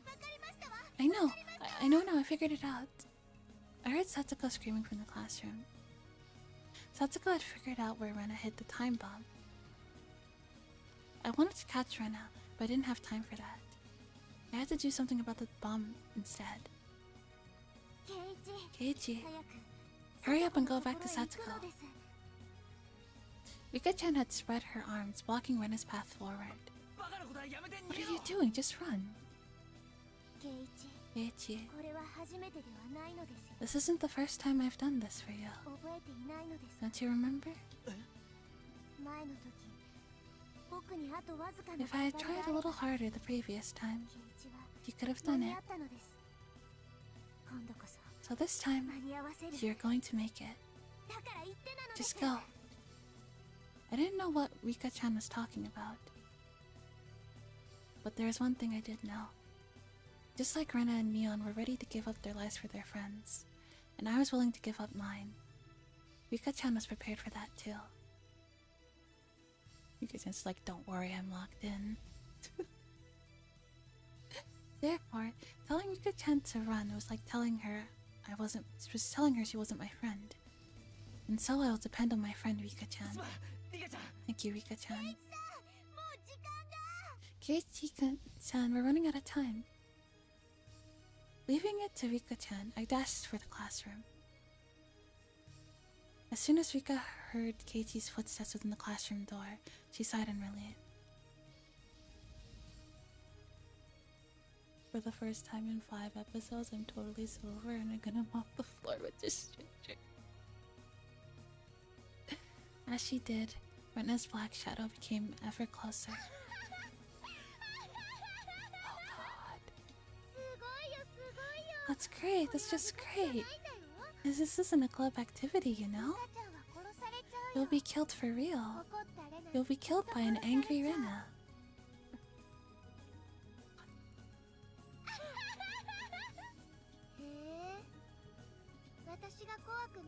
You're not afraid of me, are you? You're amazing, Rika-chan.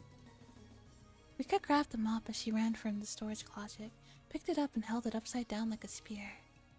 Rika's stance told Rena that she was ready to fight. Rika didn't look like a little girl anymore. She looked so brave. Rena is just misunderstood. I mean, what undiagnosed and unmedicated schizophrenia does to a motherfucker, right? That's what it is as its core. She was sick for too long. She was sick for too long, and it got worse and worse and worse. And it got to the point where nobody could do anything. But she's not a bad person, she's just sick. Mika is unwell and has been egged on this entire episode, that's true. She has been provoked. She looked so brave. Rena was even startled by it. Boy, you really are amazing. You aren't even afraid of being killed at all, huh? Rika smiled cynically. Rika usually never smiled this way. Do you really think I would be afraid of death? I've experienced several hundred deaths up until now. Why should I be afraid of it all of a sudden? This little brat that jumped Shion last episode? I mean, Rika absolutely will jump you. If she has a reason to, she will jump you. You aren't Rika-chan, are you?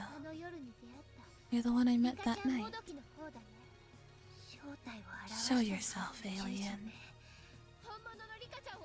Where is the real Rika-chan? The real Rika? She's right here. Me.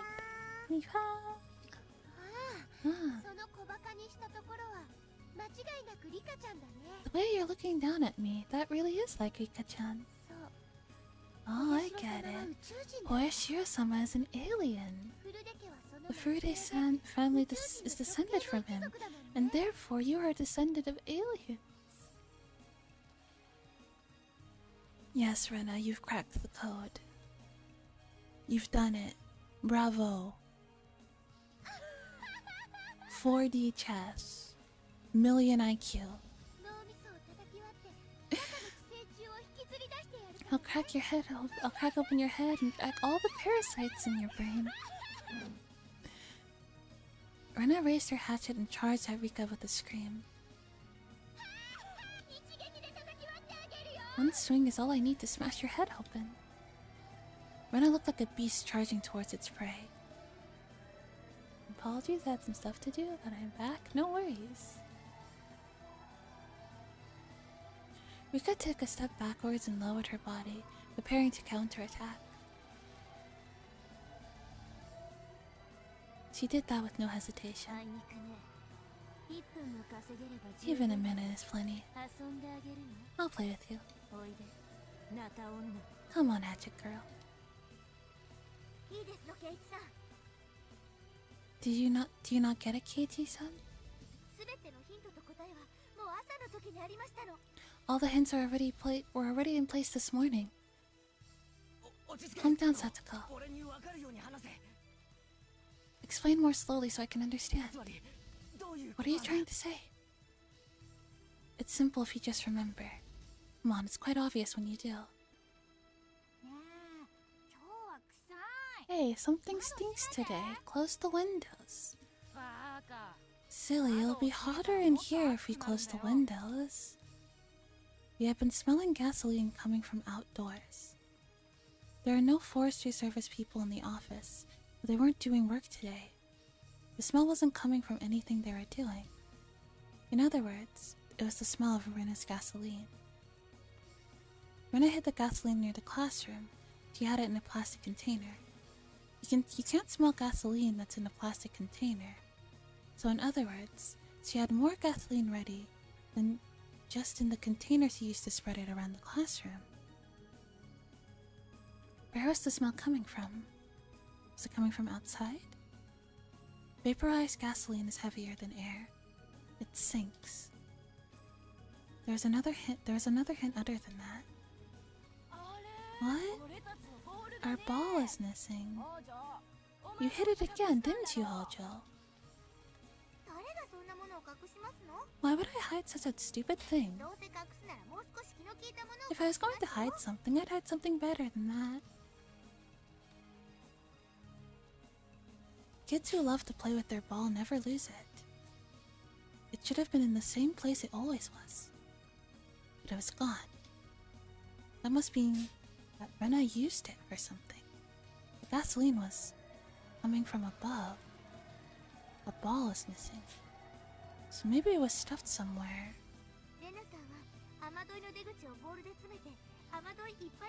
Rena-san blocked the drain with a ball and poured gasoline in the drain canal.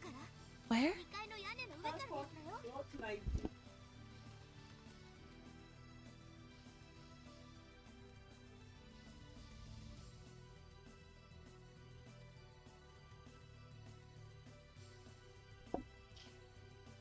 Where? On the roof of the second floor.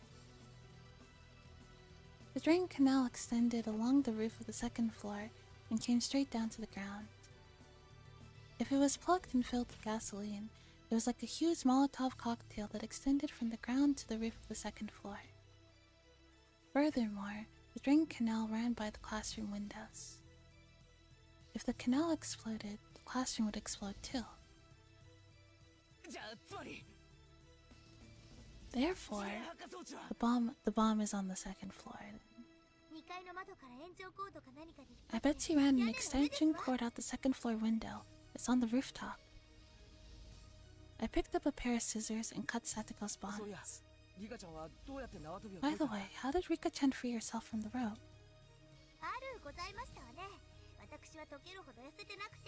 I apologize for not being thin enough to slip out myself. I rubbed Satoko's head. Take care of the rest here. I'm going up onto the roof. As I jumped out of the classroom, Satoko stopped me. Keiichi-san, here. What is it? Something silver sailed through the air. I caught it. It was a metal bat. That's Nini's. Make sure you give it back to me, okay? Sure thing. Thanks, Satoko. The metal bat fit right in my palm. I didn't even feel its weight. It really eased my mind. Satoshi's bat's gonna get used for good for months, yeah. The name Satoshi was written on the handle. This was the bat that belonged to Satoko's brother, Satoshi. He was the victim of last year's tragedy. You and I were the same. I won't let another tragedy take place. I'll treat this as a gift from you, who is waiting in the wings. Let's rip apart the script from this demonic tragedy together. Let's go, Satoshi. As I tried to run up the stairs, I heard a loud noise coming from the hallway by the teacher's office. I saw Rika-chan rolling on the floor.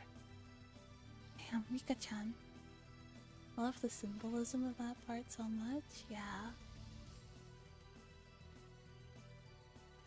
Held out as long as you could. Damn it. My body were 5 years older.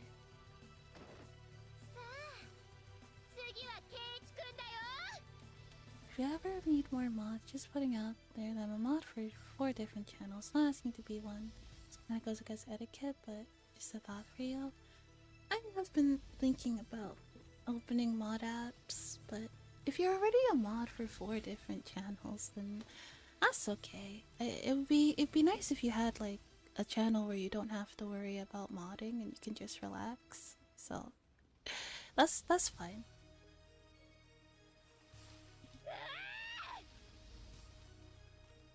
You're next, Keiichi-kun. Shit, I have to go. I have to get to the rooftop. It's funny because Satoshi's character song for the anime, one of the lines is, "Only you can understand me, Keiichi." Yeah, because they're kind of like parallel to each other, aren't they? How did you figure it out? How did you? Still, I won't let you get up there.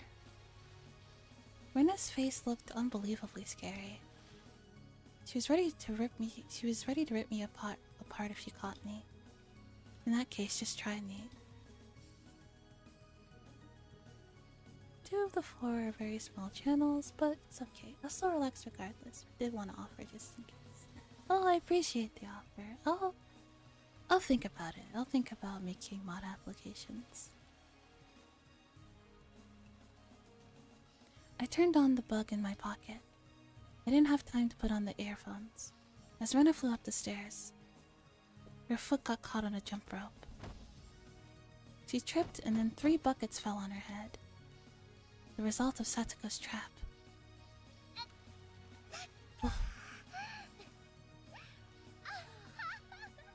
It was Satoko-chan, huh?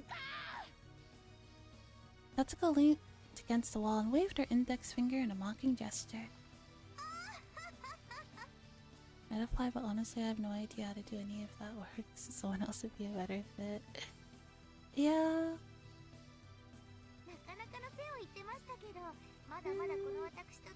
Eventually. If the channel grows any more than it has, I'll probably have to look into getting a proper mod team. You're pretty good, but you're about 300 million years too early to go up against a trap expert like me. Satoko-chan. Light years are a unit of distance, not time. Snash. The 4th bucket hit Satoko on the head. I continued to go up to the rooftop. Rena ignored Satoko and ran after me. Oishi-san, I did it. I got the lighter. I know where the time bomb is. It's on the rooftop in the drain canal. I'm headed up there right now. Oishi-san, is that it?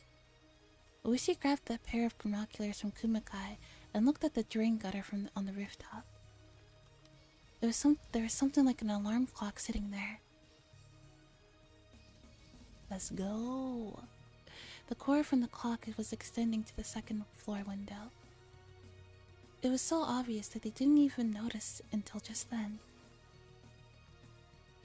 Satoko was working hard to remove her classmates' restraints, but she couldn't do anything about the bike lock on Mion's neck. Just run, everyone. Forget about me. Hmm? That doesn't sound like Mion-san. Why not act like our club president, even in a situation like this? All you have to do, as our president, is give me an order to undo this lock, okay? Satoko reached for the back of her collar and produced a bent hairpin. Satoko would know how to pick locks, wouldn't she? Satoko opened the window, climbed onto the windowsill, and faced the bike lock that was restraining Mion. Everyone, open the curtains and the windows, then run. But class press, what about Maebara-san? The police will help Kei-chan. You all need to run as soon as possible. Huh? Did you unlock it already?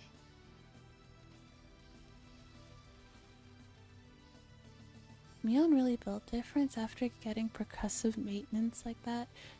Like she did, she's still conscious, not even mentioning how she's prioritizing everybody other than her too. Yeah. Yeah. To me, this type of lock is child's play. Let's go. The binoculars were trained on the classroom. All the curtains were open as well as all the windows. The children in turn were running out into the schoolyard. Ueshi pushed Okata aside, then grabbed his radio and yelled into it. All units go. Go, go. Secure the hostages. The suspect is going up to the 2nd floor, running after one of them. Hey, what are you doing? Ueshi-kun, give me back the radio. Okata tried to grab the radio from Ueshi, but Kumagai stepped in. There was a dull noise and Okata trembled to the floor, convulsing. Oops, sorry. I guess my knee happened to hit your balls. Honestly, he kind of deserved it. That man was about to, like, massively fuck up. The classroom is still filled with gasoline. Be very careful. You are forbidden from using any gas bombs or flares. Again, do not use gas bombs or flares. The whole place will blow. Support unit to HQ. We secured 24 hostages. Clearly about to cause the whole classroom to go pretty much nuclear, yeah. We secured 24 hostages, 1 is injured. This is the assault unit. We're taking control of the first floor. We've got a problem. The electrical room is locked and we can't get in. Can't get in? Can't break down the door? It's located directly opposite of the classroom. The smell of gasoline is strong here. We might ignite the gas when trying to break down the door. We'll await further orders. Shit. You could have just turned the power off. Forget the electrical room. Go secure the second floor. Kinda lame cop can't even lockpick, right? Fucking Satsuko, fucking little girl, is able to lockpick. And this school just cannot have complicated locks on their doors. Assault unit, roger that. Alpha, go, go, go. Otaka-kun. What are you going to do if you... What were you going to do if you tried to... if you failed to secure the electrical room? That's what the special unit was for. This is the problem with rich boys. Bro, I had to learn to lockpick as a kid because I was always losing my key, so eventually my family just stopped giving me keys. It's not even that hard. Bruh. This is the problem with rich boys. We'll just have to secure the clock's outlet now. Sniper unit to HQ. I see a male hostage on the rooftop of the first floor. Oishi-san. That's Maebara-kun. Give me the speaker. Maebara-san. The clock is plugged to the back room on the second floor. I shook my head repeatedly. I couldn't do that. Renner was coming for me, so I couldn't head that way. What else could I do? The only way was to go up from the roof of the second floor and get the clock from there. Maebara-san. Continue up to the roof of the second floor. I'll direct you from there. You know what else is not hard? Not losing your keys. Valid point, Mr. Manager. Oishi-san was telling me to go further up.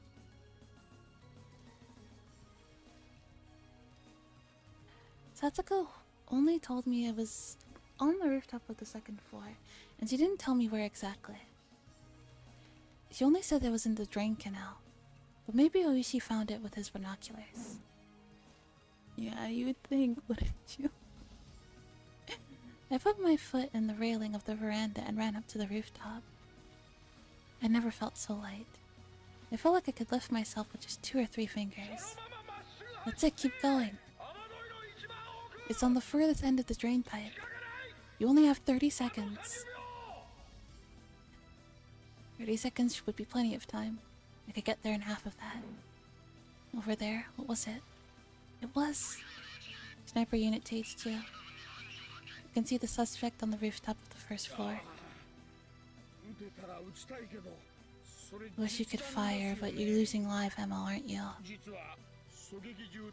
It's not tear gas or anything, is it? No, it's live ammunition. Use those in the military. Japanese police don't need anything like that. This is a very good arc. So far, I think it's one of my favorites. Maebara-san, she's after you. Hurry. She'll be there soon. How many more seconds do I have? Who cares? I slid down the roof and grabbed the kitchen timer that was sitting in the drain pipe, which was filled with gasoline. There was a corded copper wire attached to it. It was supposed to create sparks and start an explosion. The hands on the clock stopped moving, with the second hand trying to reach the minute hand. 7, 6, 5, 4, 3. Ugh. I threw it to the ground. A moment later, I heard a noise of something breaking. Ugh. Did I do it? Assault unit takes you. The time bomb has been stopped. Let's go! Oishi-san, we did it! We did it! Yeah. Nyalpaca-san, good job. Eiichi-san certainly made me nervous. Cutting it so close isn't elegant, you know?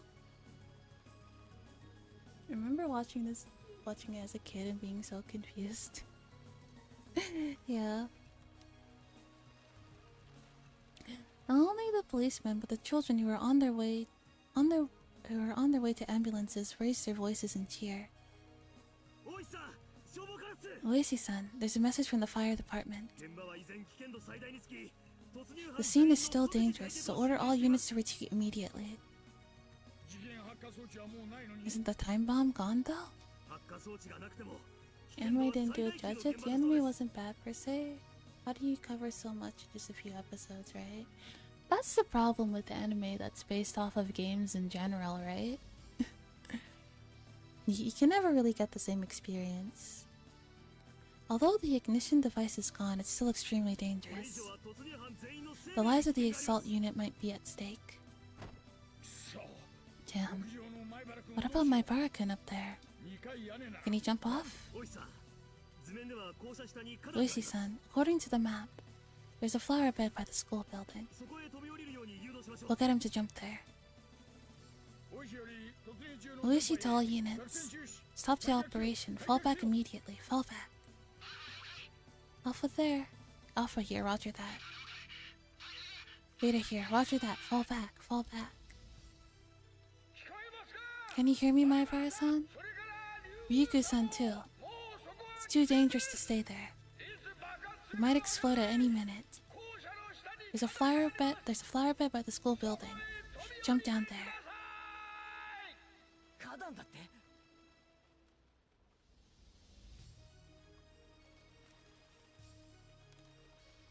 Back then anime was so new to me that any anime was good. They really do be like that, huh? Man, but I can't see it from here. But it didn't sound like I had enough time to be looking for it. I noticed a white hand at the edge of the roof, followed by Rena's head. Rena slowly crawled up to the rooftop. I waited for her there. I never thought you would find it. This is all for nothing. Rena scratched at her throat. The band-aids peeled off, and her throat started to bleed. Game over. Rena. We were confronting each other on the rooftop of the second floor. This wasn't a club activity, but a real battle. Rena was glaring at me with hatred at first. But maybe because she had already given up, she started smiling wickedly. I heard the chorus of the Higurashi in the background, as if to cool us down from the heat of battle.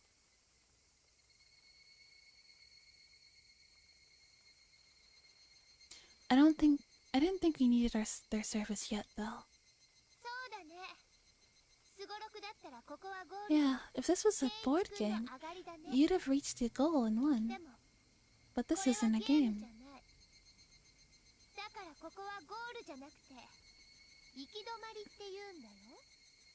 So this isn't a goal, it's a dead end. Oh, watching anime was pretty hard to do back then, wasn't it? Because now we have like 1 billion streaming services that you can watch anime on. Back then it was like, you can find this like obscure... There were 0 streaming services then. You can find like, here's like this VHS tape that has a few episodes of Evangelion on it, take it or leave it.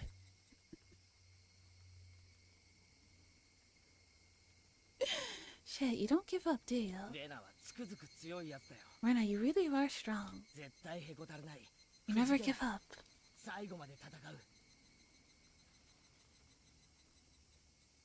You have to go to a blog poster and get VHS tape. Yeah. You never give up. You fight until the bitter end. You keep believing until that point, too.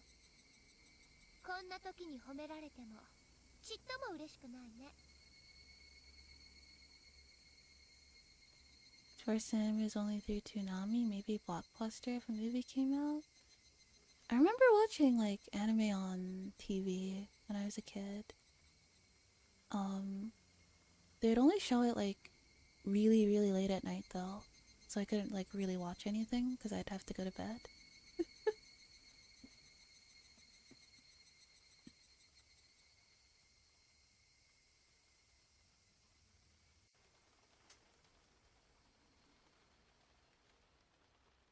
Please don't make me happy now. Words like that won't make me happy now. You ruined everything I risked my life for, Keiichi-kun. Lucky my parents didn't care if I stayed up. Lucky. I was simply trying to protect our species from the aliens. You ruined it. If humans go extinct, it'll be your fault, Keiichi-kun. That'll be recorded in history. I didn't mean to laugh, but I couldn't help it. My name would be written down in the history books of the aliens as the one who destroyed the human species. Somehow that sounded kind of cool. If humans go extinct, who's gonna write it down? The aliens?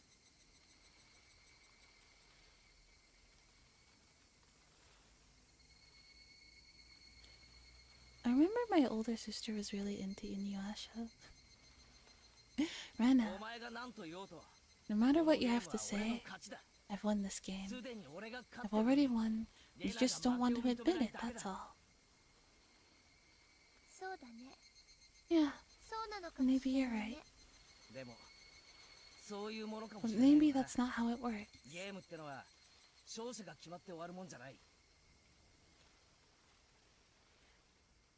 A game doesn't end when there's a winner. It ends when there's a loser. That means for me, winning isn't enough. Hmm?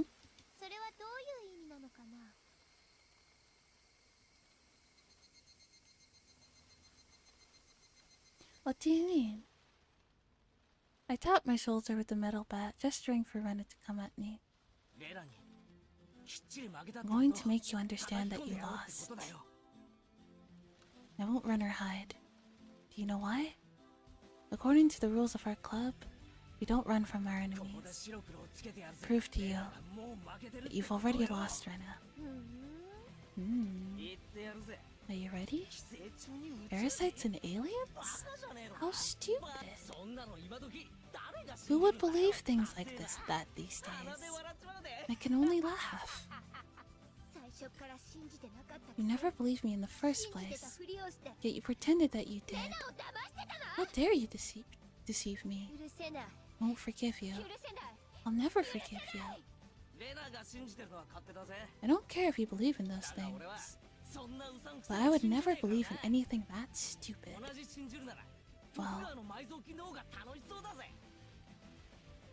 Well, if I did have to believe in anything like that, I'd rather believe in the buried treasure of the Tokugawa shogunate.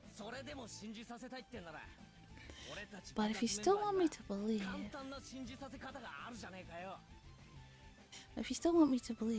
don't you remember our club's rules?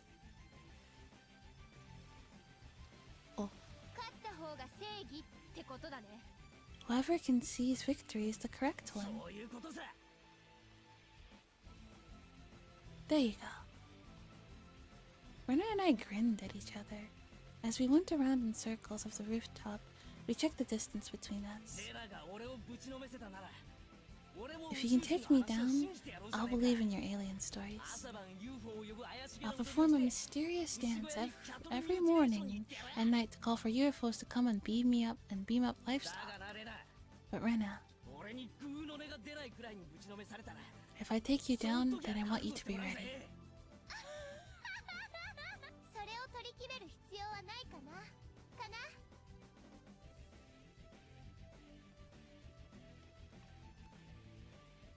I don't think you even need to think further than that.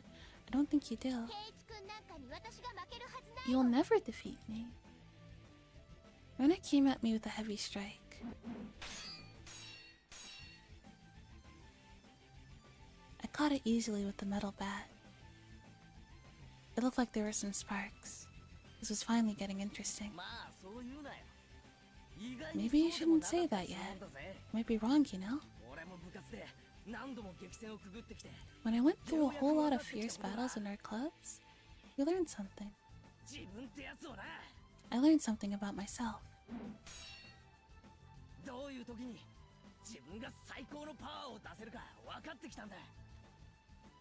Fights in VNs are so funny because it's just text over a background with hype music, but it's so good. It is.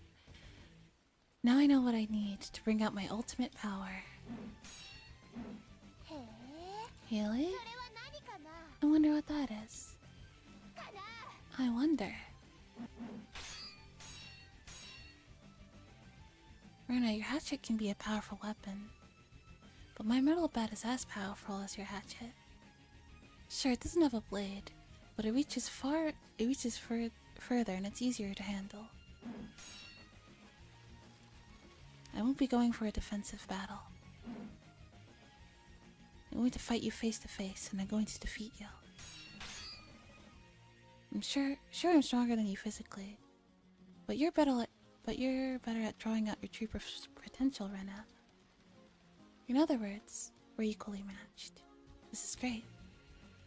I won't need to hold back at all. So what are you going to do after you beat me? That, and that. I don't know, maybe check you into a mental hospital? It is a callback to their water gun fight at the beginning, yeah. I do think... Yeah, I think after if I win, I'm gonna take you to a mental health facility.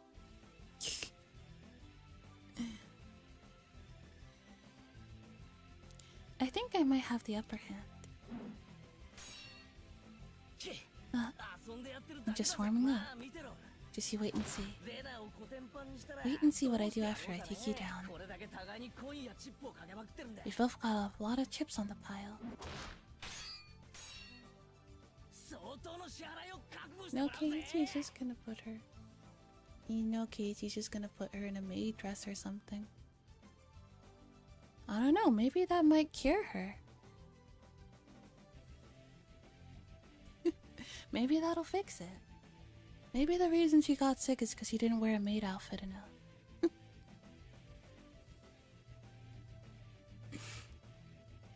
I might be on to something.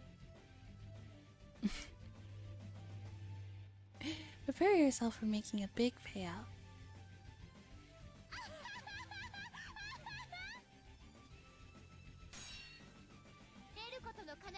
Oh, is your maid dress suppressing your true power? Yes, absolutely.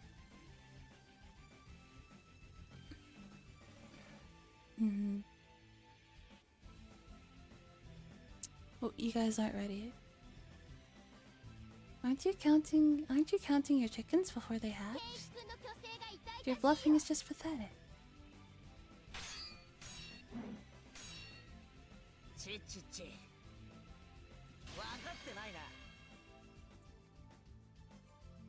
You don't get it, do you? Do you think you were catching strays from Rika for that dress? Rika she just didn't understand, okay? She didn't get it.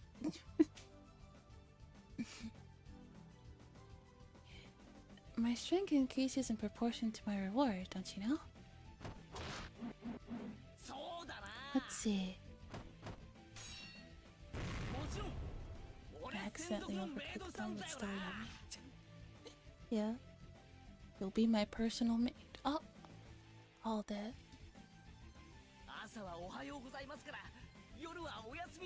Starting from the moment I wake up until I go to sleep at night, you'll serve me all day, every day.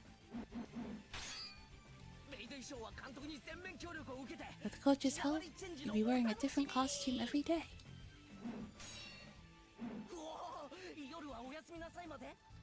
Wait, until I go to sleep at night?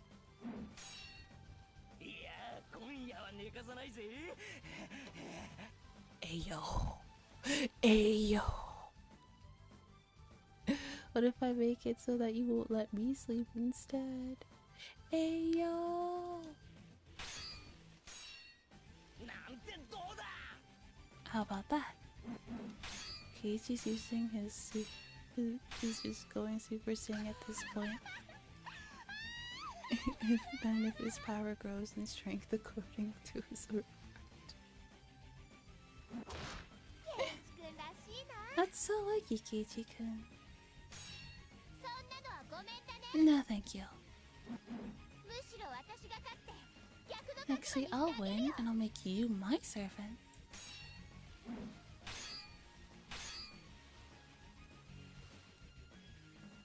It is wild to see them low-key keep during a fight to the death with the entire PD in school watching. I just realized that. Please, the kids have been through enough trauma today. Save such words for the DMs. We both laughed like crazy, with crazy people as we struck at each other. This was strange with how fun it was becoming.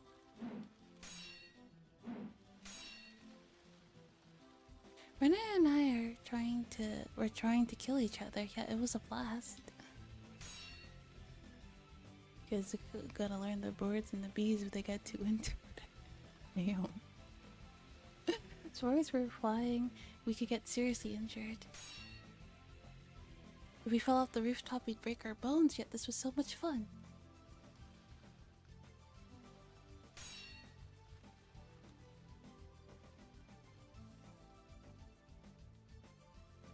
I had been mourning and crying all day while Rena terrified me.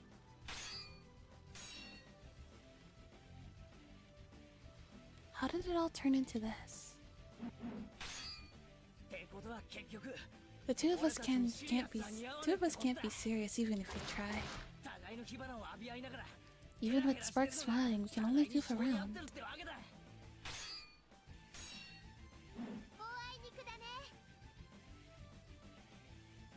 Too bad. That's not me. I like being elegant and graceful. You can have fun goofing around by yourself, Keiichi-kun. Low-key, I get it though. Me and my cousins used to full-on fight and practice moves we saw on WWE and stuff in our grandmother's spot.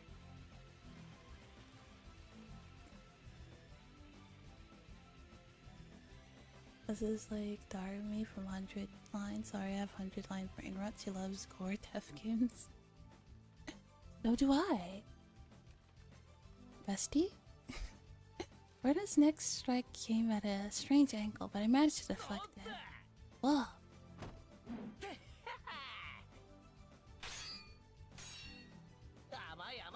That's too weak. You're done.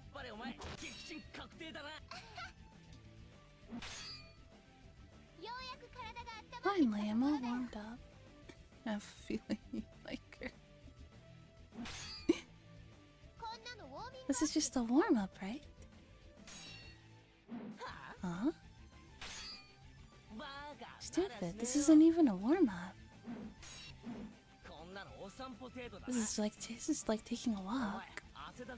Hey, you're all sweaty.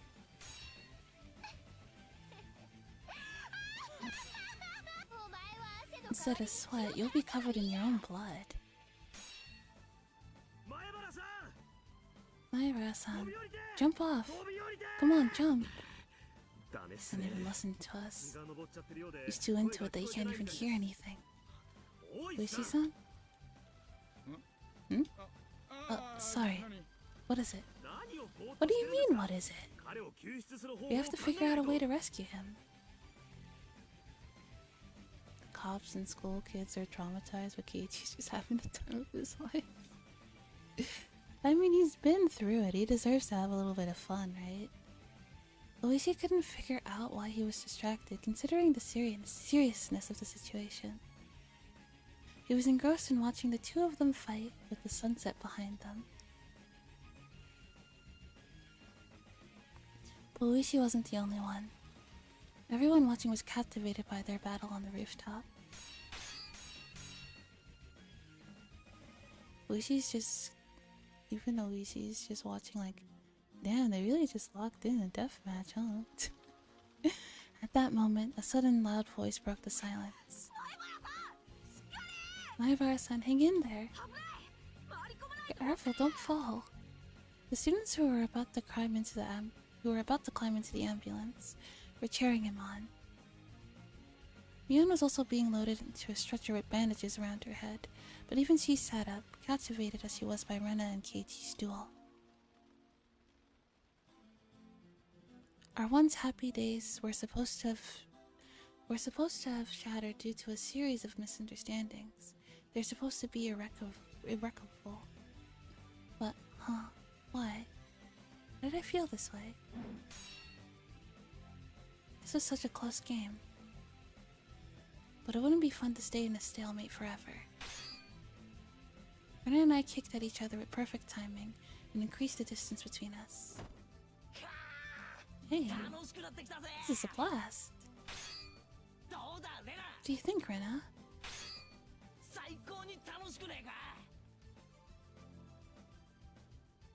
The message in the simulation is basically saying it's never too late to be happy and enjoy things, yeah. Isn't this the best?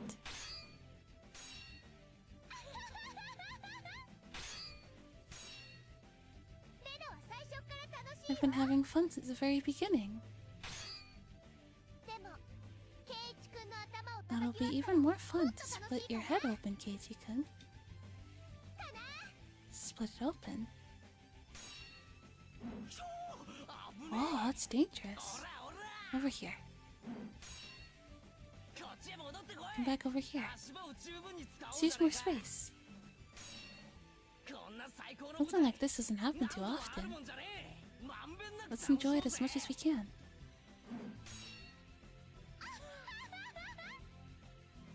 They really are the perfect match. They really are. They really are perfect for each other. They match each other's freak. Should make a great picture. Look, there's a beautiful moon behind us. The breeze feels great. It was such a fantastical scene. Two people were fighting on the rooftop of the school building, with the moon behind them. It was almost unbelievable. I saw the red flags and it's like, oh boy, I love Six Flags. Let's have a knife fight on the roof. All the policemen and children looked at the mysterious and fantastical scene from a distance, completely entranced. Everyone was thinking the same thing, but nobody was listening.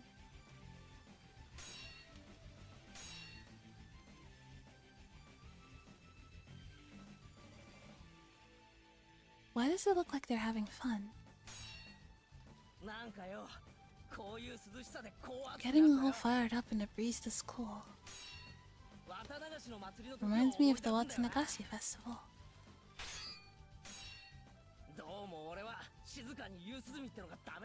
I don't really like to just sit back and enjoy the cool of the evening in silence. When the moon comes up, I turn into an animal. All us club members went crazy on the night of Watsunagashi. The mayor scolded us by the end of it, but we laughed at each other and promised to do the same thing again next year. Crazy. Going crazy under the moon, huh? It sounds cool, doesn't it?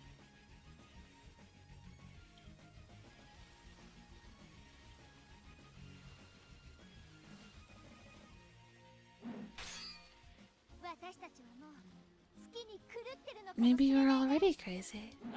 Yeah, I feel the same. We're having fun trying to kill each other. We must be mad already. Just realizing that now, right? This must be what insanity is like. Some people say the moon has the power to arouse passions in people. Maybe it's true and maybe it's not. One thing that's for sure, that even if it were a new moon tonight, we'd still feel the same way. As our surroundings got darker, the sparks we'd create with each hit started to look like fireflies. Hey now, isn't there gasoline in the drain pipe right nearby? Who cares? If an explosion happens, it happens. Hey, what are you doing? Are you getting too sweaty to hold the bat? Why don't you take a break and dry your hands off? I'll split your head open while you do that, though. That's a good one. Isn't your skirt clinging to your legs? You can take it off if you want.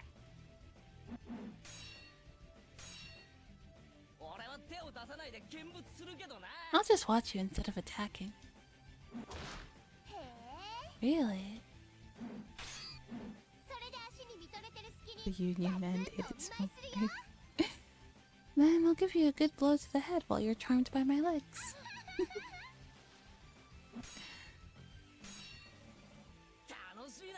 This really is so much fun, isn't it, Rena?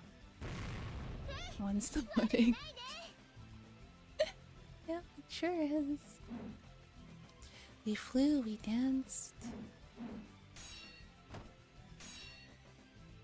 We struck, we laughed.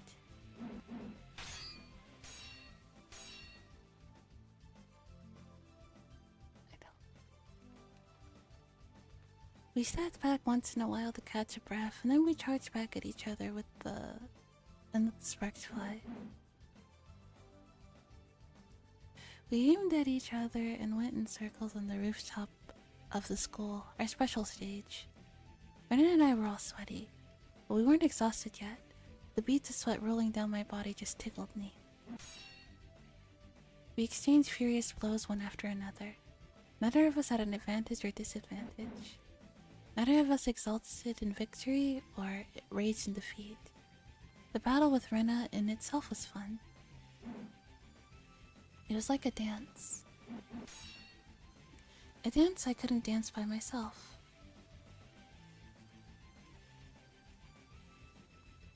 All jokes aside, it's impressive they've been fighting on a sloped roof for this long without going over.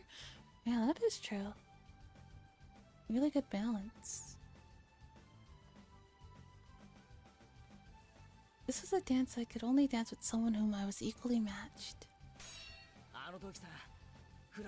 Didn't you think the same thing when we had the club activity with the whole class? The day we dueled with water guns?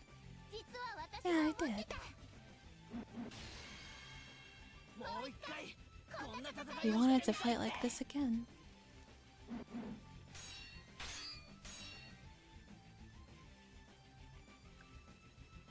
As we thought our way on the rooftop, our classmates down below must have thought the same. Our fight was so pure and passionate that everyone thought the same thing. We want to join them. It was the same back then.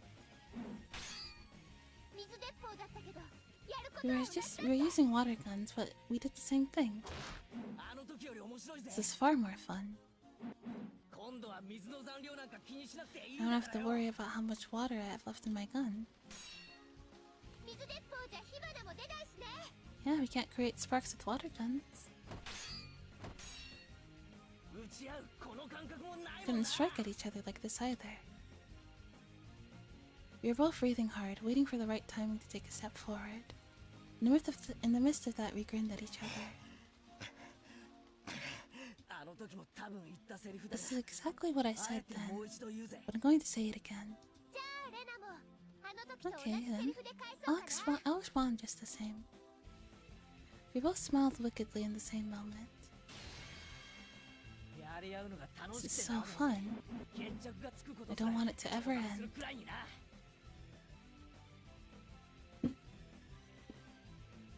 I like how this went from careful not to set off the bomb to 1v1 me on our final destination voxel. Right?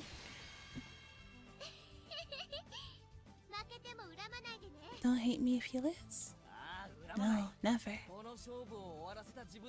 I'd hate myself for ending this game. But I know I won't be the one crying in the end.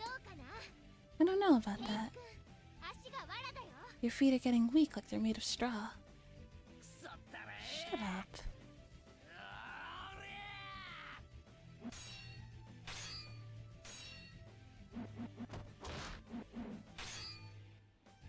Everyone was captivated by our fight. They were swept up in our fight. We both had weapons. Weapons deadly enough to seriously hurt one another. But we were both perfectly matched, and neither of us had hit one another yet. Why do they look so happy? This was just ridiculous.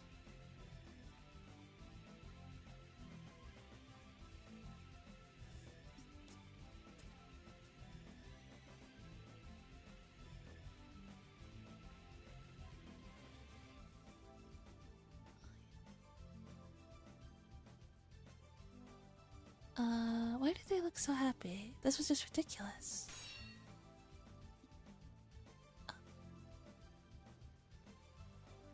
The people below were just watching this fight with the peaceful moon as a backdrop.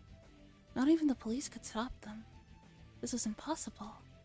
This battle was absurd and absolutely impossible. Geiichi-san, try to stay in the middle of the roof. Use the weight to your advantage. Satoko and some of her classmates cheered Keiichi on. But there were some who were cheering for Rena too. What do you mean some people were cheering for Rena? She almost killed you. She almost fucking killed you. What do you mean you were cheering for her?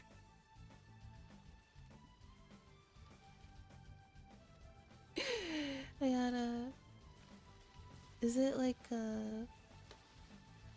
yeah, I know she tried to kill me, but I gotta root for the girlies type situation.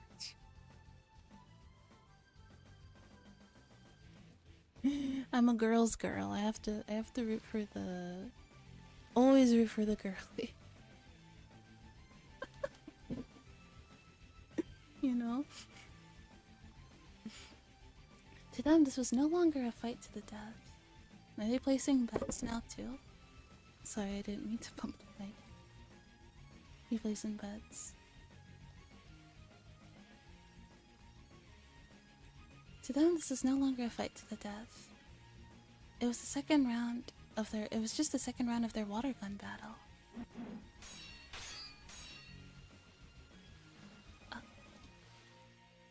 A club activity is a club activity is a club activity, and a game is a game.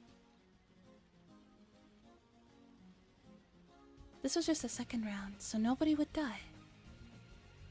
Now, I like how this is what it took to de-crazy Rena a little bit. I mean, if it works, right? It's better than nothing. It worked. This is just the second round, so nobody would die. Even though they had real weapons, nobody thought they would get hurt. Rika wasn't cheering. She was just looking up at the rooftop. I've never seen anything like this before. Rika thought to herself. She thought Keiichi could win. Not just against Rena. Rika thought Keiichi could even destroy the walls of the maze of tragedies that had no exit.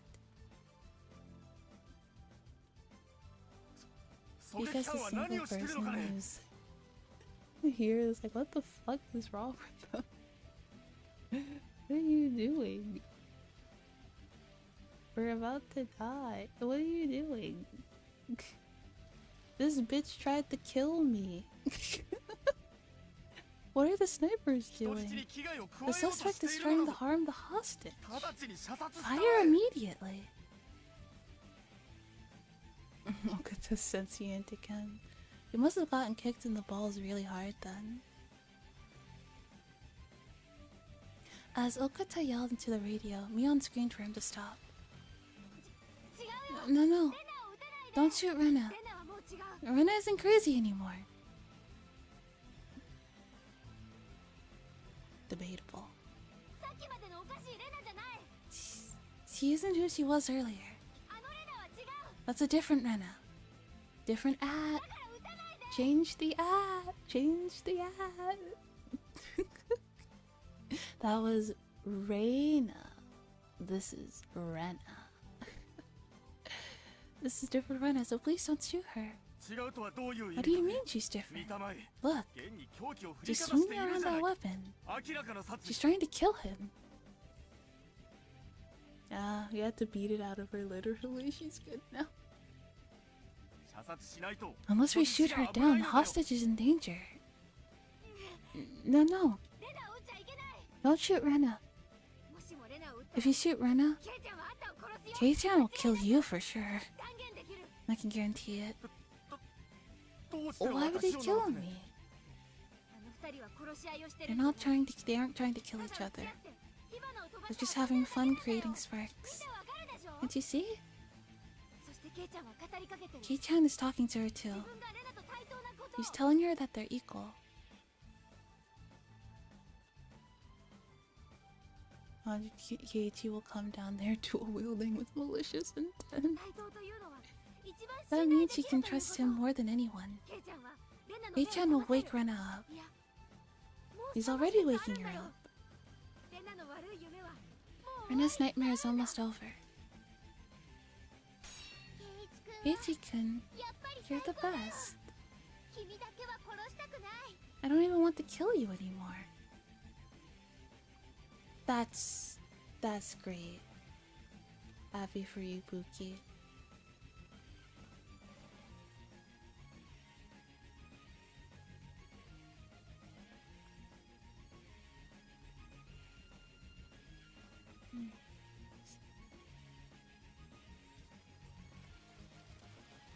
I don't even want to kill you anymore. A world without you would be so boring. Bro, they take the shot case, he's gonna have a crash out that pulls she on the shape. Thanks for the compliment, I appreciate it. Thanks for the compliment, I appreciate it. So what's going to happen to the world, huh? Aren't aliens going to invade it?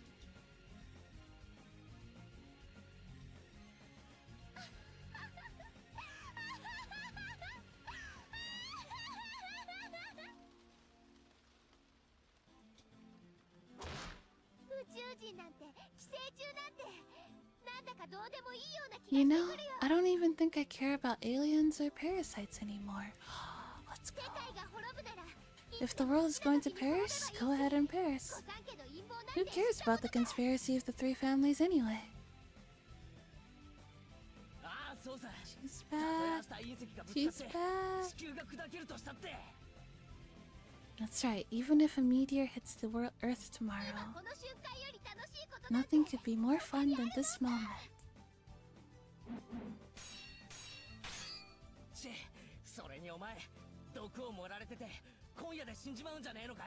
Hey, weren't you supposed to die tonight due to some poison?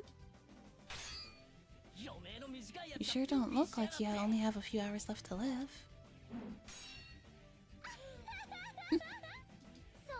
That's right. I completely forgot about that. I'm supposed to claw out my throat and die tonight.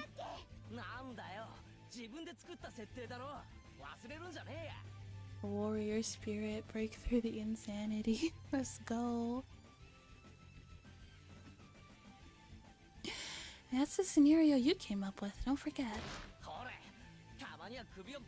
Come on, scratch your throat once in a while at least.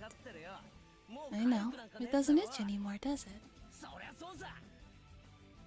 It definitely doesn't. This is more fun than scratching your throat could ever be. Yeah, this dance of ours is way more fun.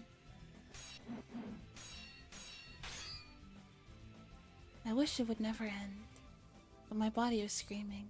I was breathing hard and felt dizzy from lack of oxygen.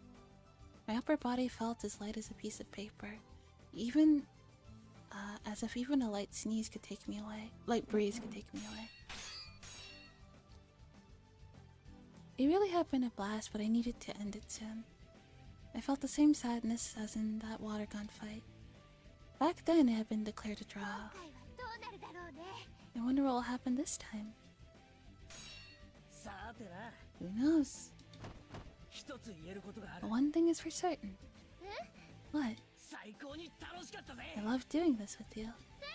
Me too. I jumped backwards and slammed the roof with my bat. The sound was as intense as a huge drum. The noise woke the people who were captivated by our fight. The silence returned. The chorus of the Higurashi filled the air. Okay, let's pause for a moment. Sir, let's end this with one more strike.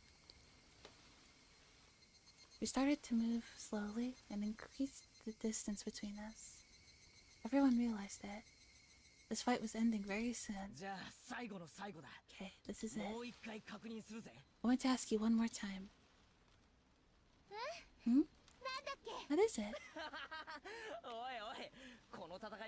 Hey, you're betting something on this, right? Isn't that why you were fighting? I did? Sorry, I forgot. You're hopeless. Okay, listen carefully. If I win, you'll become my personal maid and serve me every day. You'll have to introduce me to others as your master. My uniform better be cute. Of course it will. There'll be a variety of uniforms, ranging from old-fashioned ones to ones that are a little dangerous.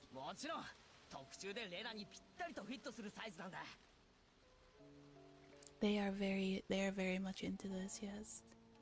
They'll be custom made so they'll fit you perfectly. How about that? My goodness. I don't intend to lose, but that could be fun somehow. If you win, Rena. I pause for a moment. If you win, I'll believe your stories. Rena was happy until just a moment ago. That expression was suddenly wiped from her face. Aliens are invading the Earth, and we have parasites in our brains. The Sonosaki family is pulling the strings. They're researching the parasites and secrets, and the aliens will be in control of the world starting tomorrow.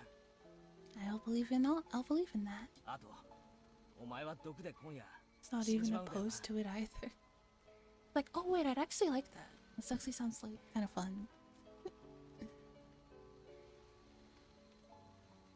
I'll believe in that. So, since you're dying tonight, I'll make sure you go peacefully. So don't worry. It's not fun if I win, isn't it? Your reward sounds a lot more fun, Keiichi-kun. Oh, what can I do? You did all of this because of what I just said, right? Yeah, I guess. Sorry, I almost forgot.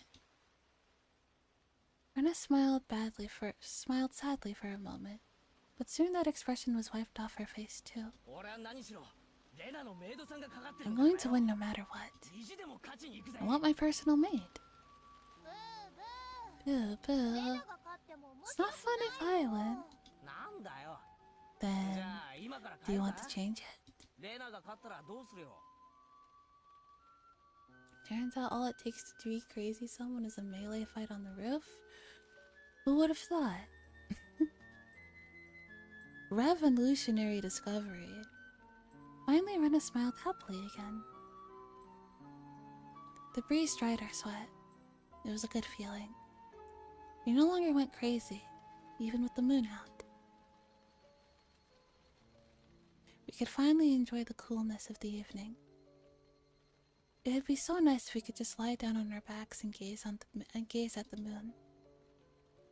Still smiling a little, Rena spoke. I want the same reward as yours, Keiichi-kun. What? Want me to be your maid? That's something. You don't have to be my maid. But the rest is the same. I want you to say good morning to me every morning, and good night every night. Rena, that sounds a lot like a marriage proposal.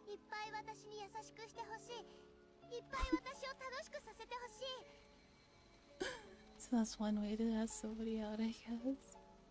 I want you to treat me well and play around and let me play around all the time.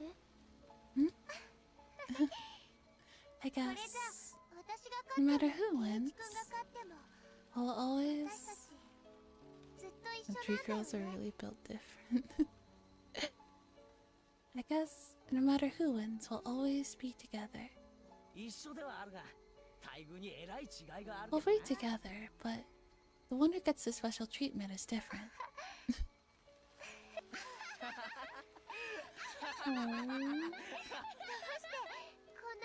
Why am I fighting with someone I like so much?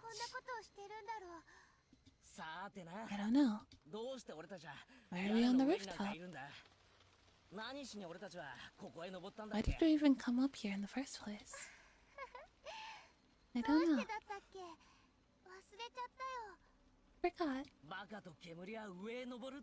Maybe we're both airheads. That's why we floated up here. Yep, we're airhead buddies. We're buddies, alright. Oh my god. It's so cute. Then, shall we get started? Ah yes, buddies, nothing else. I don't want to cool down too much. You're right. We better finish up before it gets too cold. We readied our weapons and took our stances. I was going to suggest that we stop this. I really was. I shook my head slowly. No. We have to finish this. Otherwise it won't end. Our fight won't end. Can't quit. You have to bring it to an end.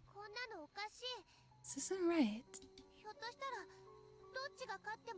It's possible that no matter who wins or loses, there will be no reward. Even if that happens, we shouldn't hate each other. So I'm going to tell you this now. What? It was fun. Yeah, I feel the same way. Rena? Even if one of us dies, we'll see each other again. And when we do, we'll have fun in a normal way. We'll laugh together in a normal way. And we'll fall in love in a normal way. We won't doubt each other. We'll trust each other. And we'll meet again, right? For sure, right? Yes, for sure. Tears appeared in Rena's eyes. I noticed I was about to break down too. Okay, are you ready? There's no signal, but we stepped forward at the same time. Our shadows jumped in the moonlight. We were fighting so viciously earlier, but now it was like we were moving very slowly. We must have looked like a shadow play. Everyone was watching the shadows dance.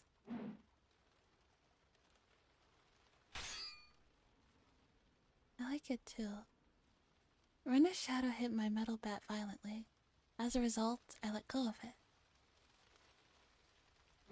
Oh no. Metal bat bounced once on the roof, then rolled down to the schoolyard. I lost my weapon. Here was Rena's chance. Of course she wouldn't miss it.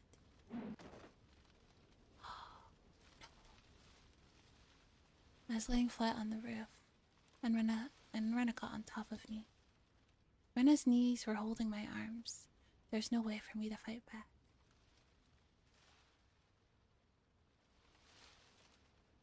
The moon was divided into two. The shadow of Rena's hatchet split the moon right down the middle.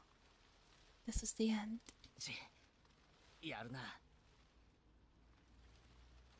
Shit, that was good. Can't even pull my arms away. Hey, Keiichi-kun. It's over. Right? Not yet. It's not over until you swing down your hatchet. I don't wanna. Huh? I don't want to. I don't want to. Rena's arms were still raised, but tears were pouring from her eyes. What happened? What went wrong? I loved everyone, and I trusted everyone. When did I start to doubt them? I don't know why I'm doing this to you. I don't know. Why? Why am I doing this to people I love so much?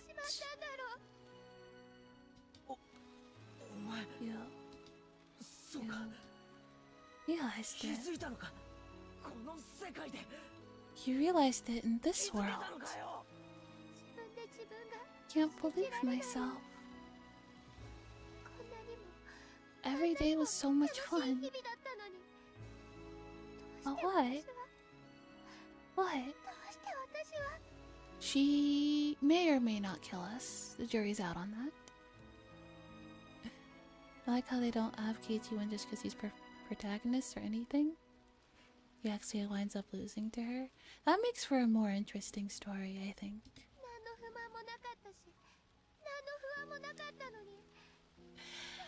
I didn't have any complaints. I didn't worry about anything. So why did I try to destroy everything with my own two hands? Rena, you're incredible. After I killed you in Neon, I didn't realize that I had done anything wrong. So I left a note and called Oishi-san. I still believed that someone else was at fault. Until... I mean, even after I was dead. I didn't even notice I had sinned. How sad it was to kill my friends because of a little misunderstanding. Even when they were trying to help me. And how painful it was not to realize it was a sin. Therefore, you're amazing, Rena. You didn't kill any of your friends. You came to your senses before you committed a sin.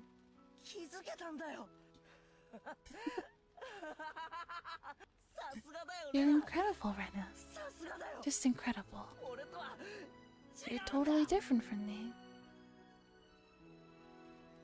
It's kind of impressive that Rena was able to be pulled out of the madness and realize, what am I doing to the people I love? Yeah.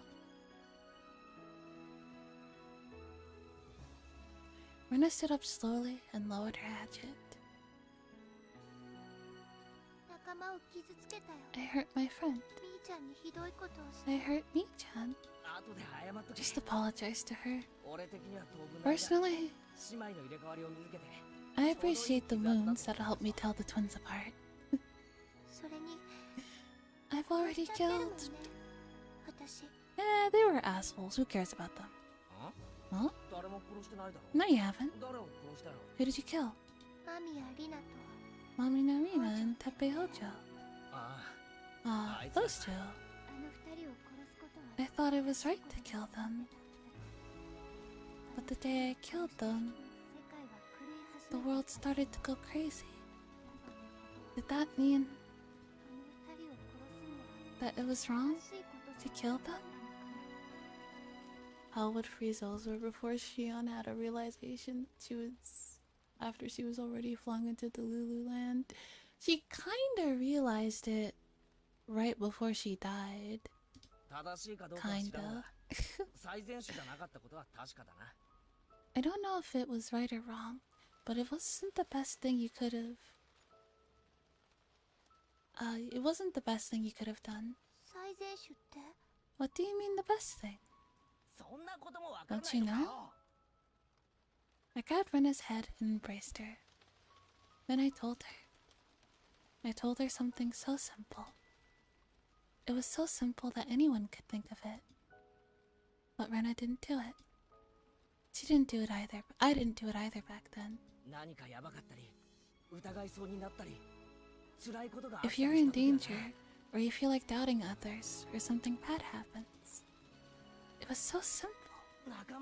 You should talk to your friends. Oh, that's right. You're right. Oh, Rena. Baby. Rena cried in my arms for a while. She cried about the wrong choice she made at the very beginning. The choice couldn't have been hard to see. I'm sure it was something that was within her grasp. How stupid it was to worry about it by herself. She had friends. She had friends whom she trusted. Why did she think she couldn't talk to her friends about it? I was wrong. Why didn't I talk about it? Everyone trusted me, so why didn't I trust them? I was the same way before. That's why I won't laugh at you. But you realized it.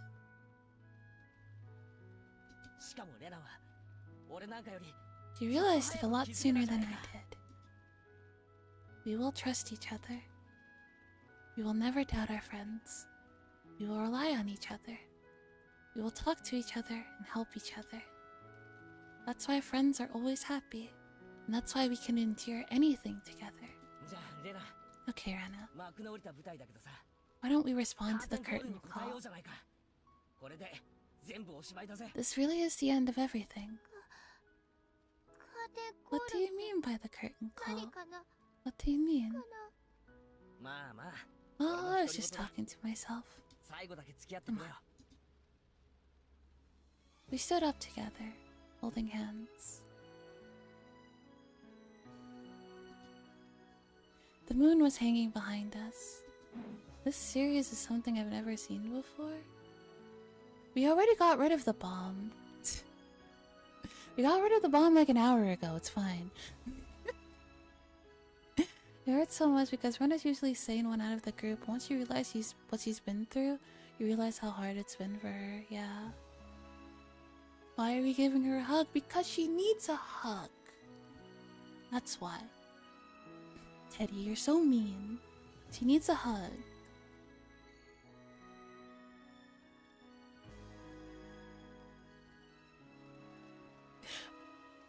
But she didn't. She didn't kill us.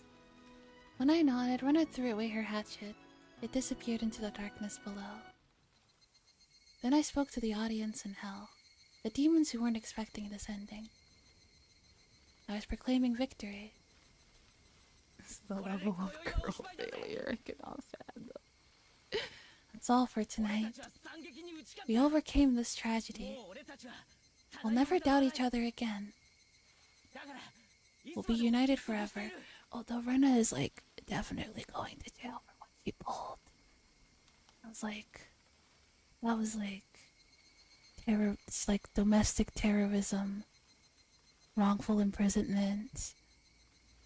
Yeah, there's a lot. There's a lot of crime. She's probably going to jail for a little bit. Oh, it's okay. We'll visit her. We'll visit.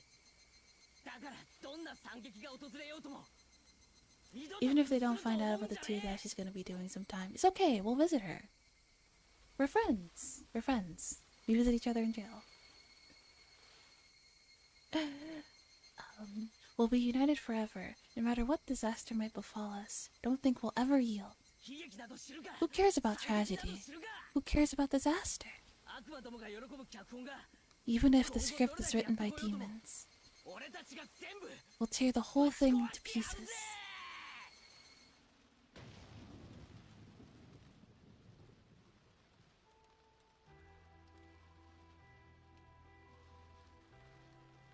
I care about tragedy. The incident at the forest forest field office in Hinamizawa. Date of incident. Date of event, midday, June 25th, the 58th year of the Showa era.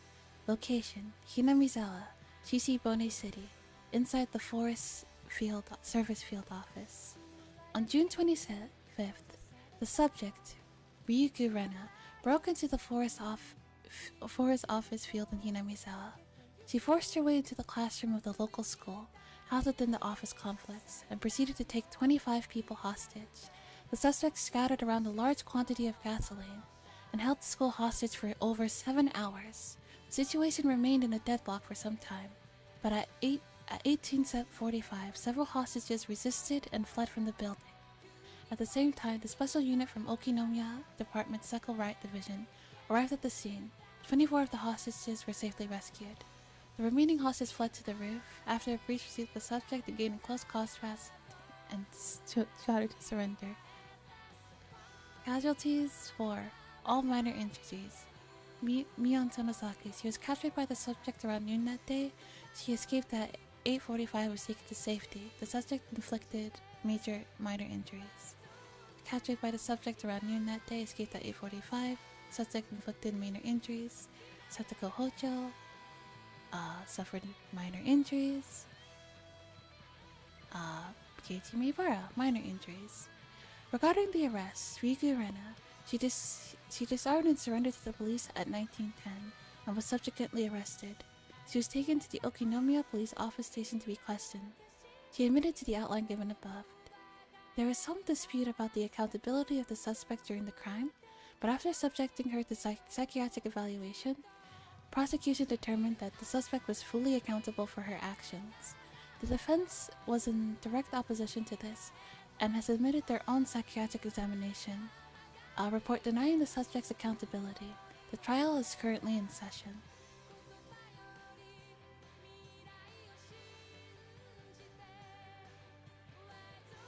This is actually a good ending. No one died except for like the other people, the other characters who died, but like none of the main cast died. I would say this is definitely the better ending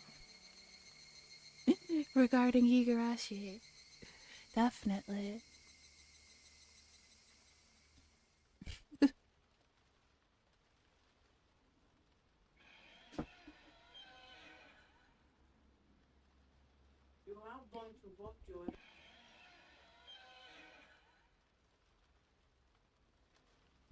Okay.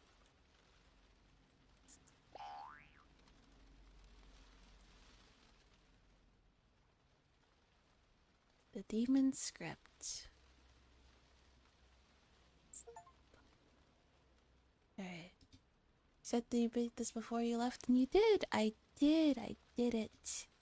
We got a couple loose ends to finish though.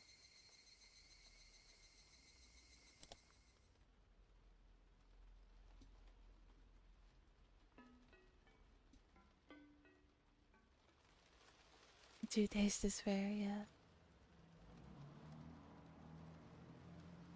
The car began to rattle as the road turned from asphalt to gravel. The cry of the cicadas seeped through the tightly shut windows. Never get to the image of Rika ripping her own throat out. That's not even the first time that happened. The first time that happened, it was Keiichi who did that. Most people would open their car windows and let the natural air in along with the sounds of the cicadas. But people are also spoiled. He'd rather keep himself cool with the air conditioning turned to max and listen to the sounds of nature. Happens every episode, they told me that. Okay, yeah. Usually it was the rainy season this time of year. But this June, the summer had already come without any rain. Just like how the weather was on that day, 20 years ago.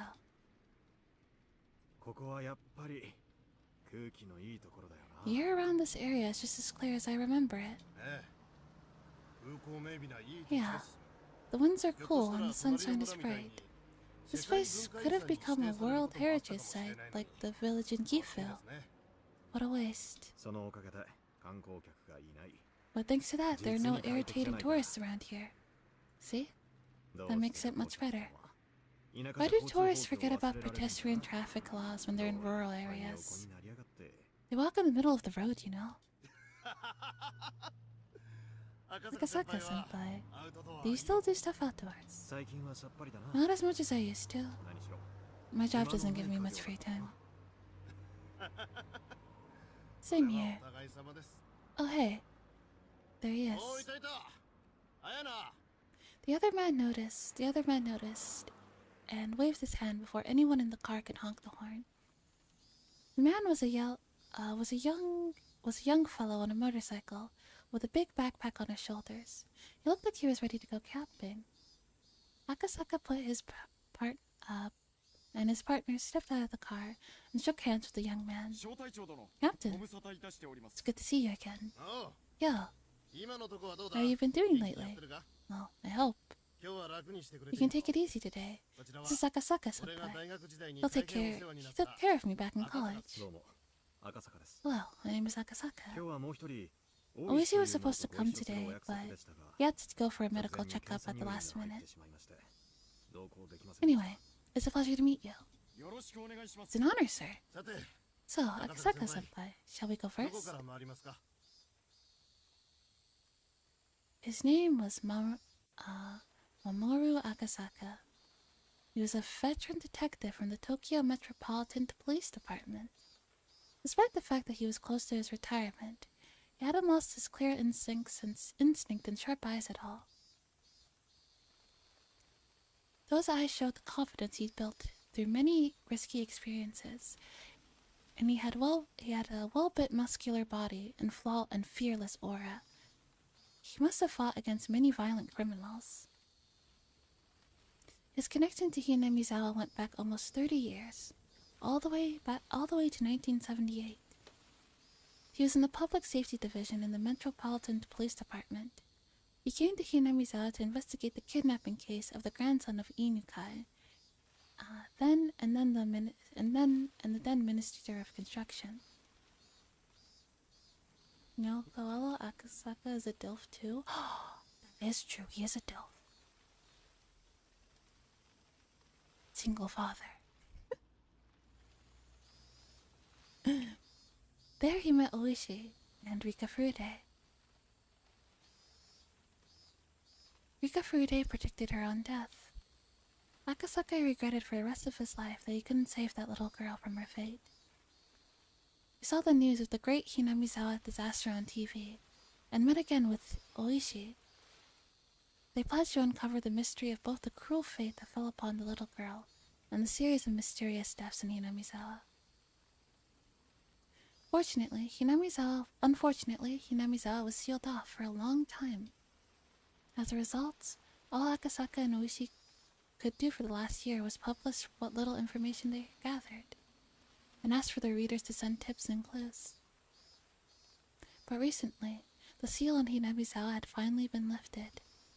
However, they couldn't come to Hinamizawa until today due to Akasaka's busy work schedule and Oishi's poor health.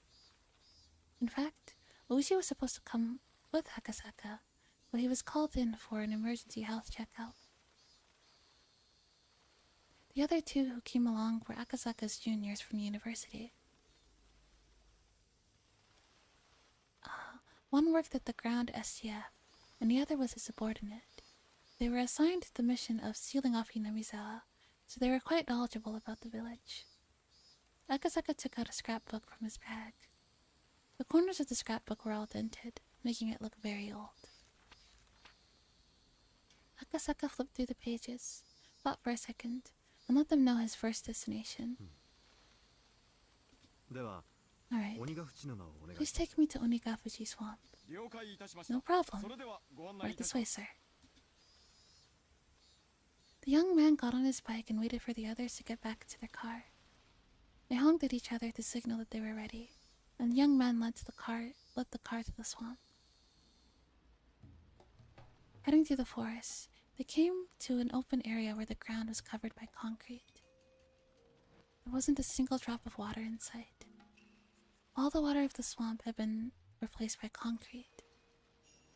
This was what Onigafushi swamp looked like now. There isn't a single drop of water, let alone a swamp. I was told they sealed up the swamp right after the disaster. This place was already encased in concrete by the time I arrived here for my mission. Let's go down there and take a closer look. Akasaka got out of the car and walked to the center of the concrete-filled swamp. It wasn't a parking lot or a heliport. It was just a huge, empty concrete space right in the middle of the forest. So, this is the place people say was the landing spot for UFOs. Really? I never heard of that. Well, that's what they write on occult websites. They say that this is the place where our government met with aliens. I can't blame them for such rumors, though, because an empty concrete space in the middle of the forest sure does look weird. Volcanic gas erupted from this swamp in June 1983. A deadly mixture of hydrogen sulfide and carbon dioxide engulfed and destroyed Hinamizawa in a single night. The village was sealed off and the SDF covered the swamp with concrete. But the people who write those rumors on the internet actually have a point.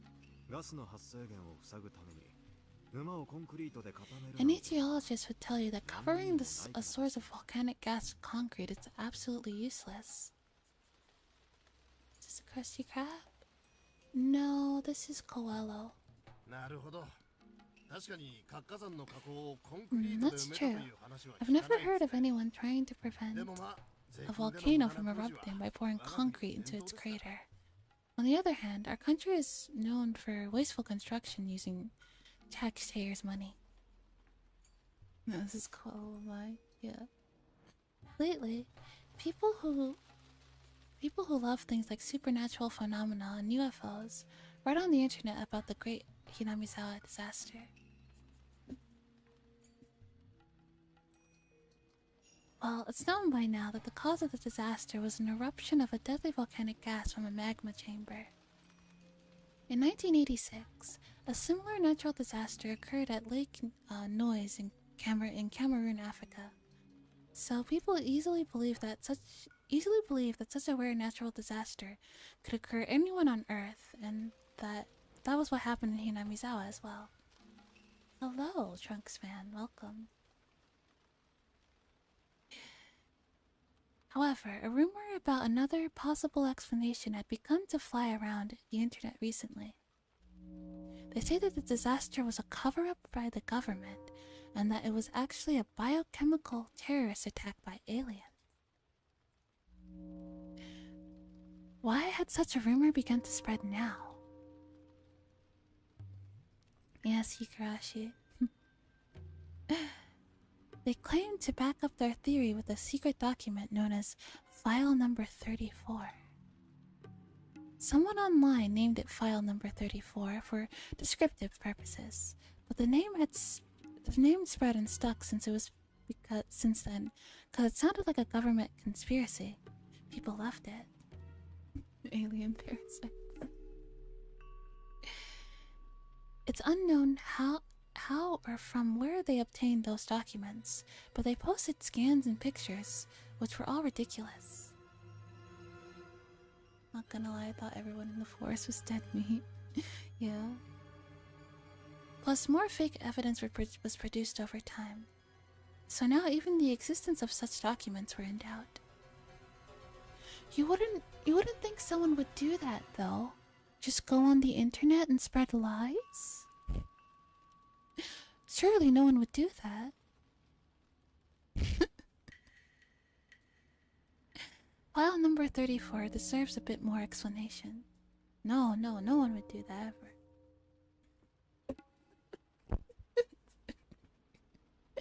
However, since it started on the internet, Truth and lies are all mixed together, and it has become more like an urban legend.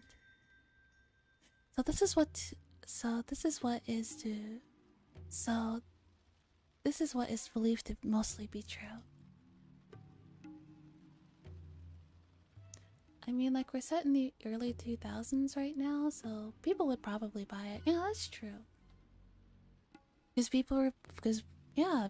around that time, people were like, why would you? No one would just go on the internet and lie. Why would you post something on the internet if it wasn't true? Therefore, it must be true.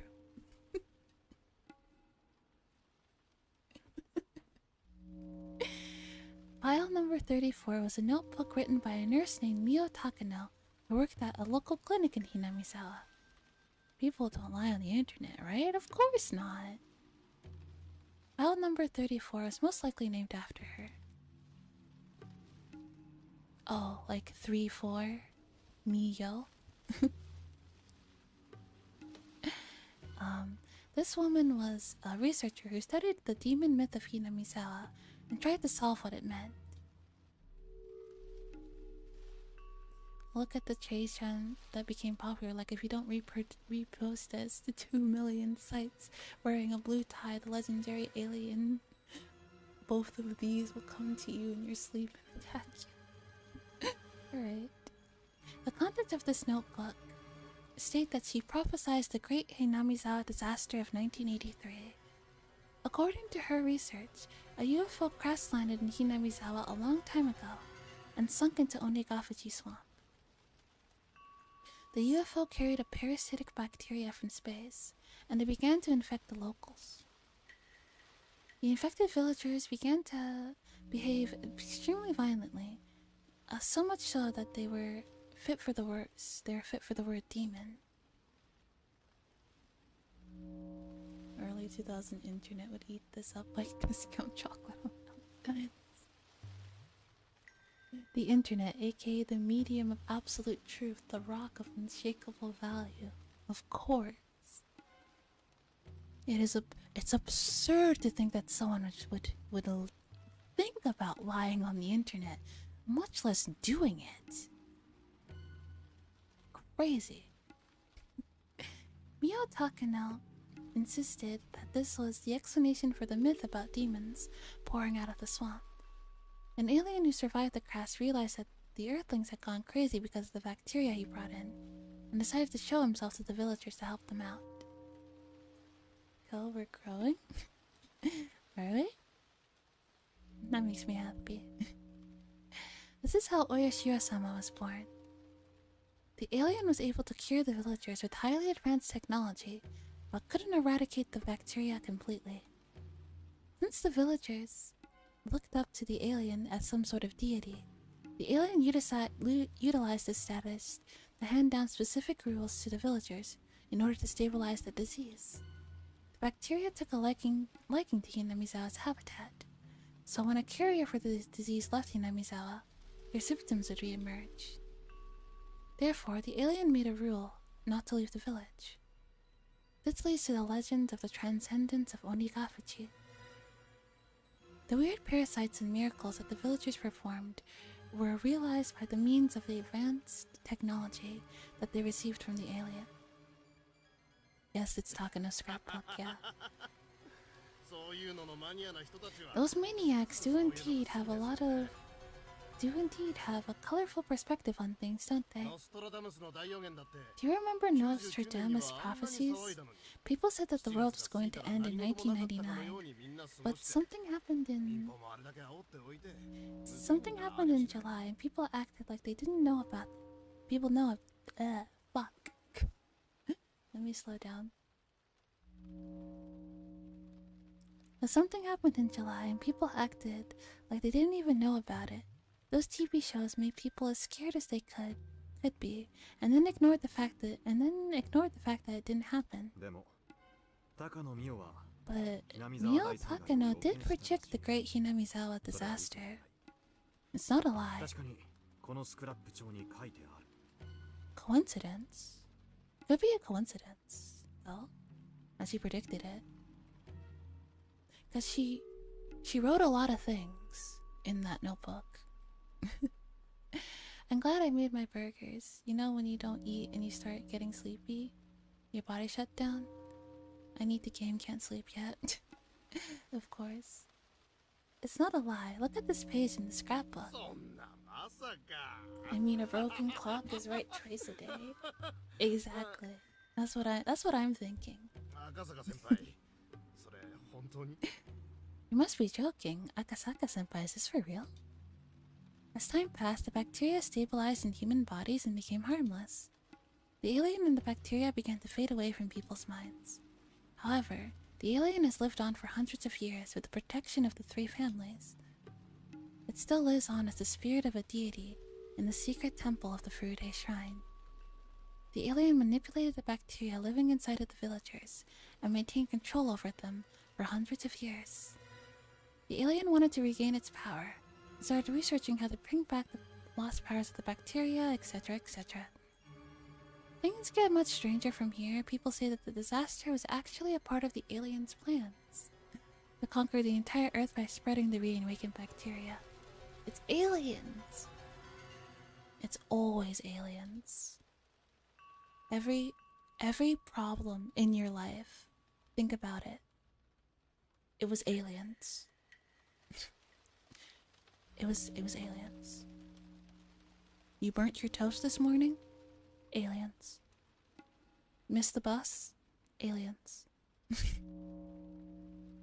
Broke your favorite mug? Aliens. It's aliens. You knew those damn Xenos were at fault. Exactly. It's the aliens. The Japanese government has a secret division that fights against alien invasions. And they trained at Area 51 in the US, etc., etc. And they moved in to stop the invasion by sealing off the entire village. And they killed off all the residents by using toxic gas. Stubbed my toes, aliens. Exactly.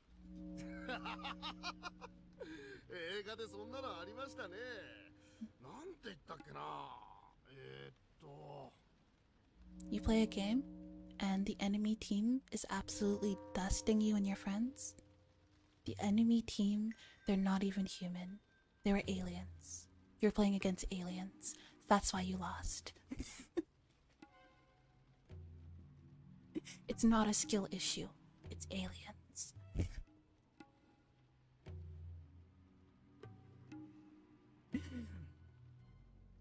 Hey, there's a movie that's just like that. Some black guy is the lead character. What's the title? Am I something? Men in Black? Yeah, I know, it's too crazy to be real. But the writer of this much bull, Mio Takano, was mysteriously murdered in June 1983.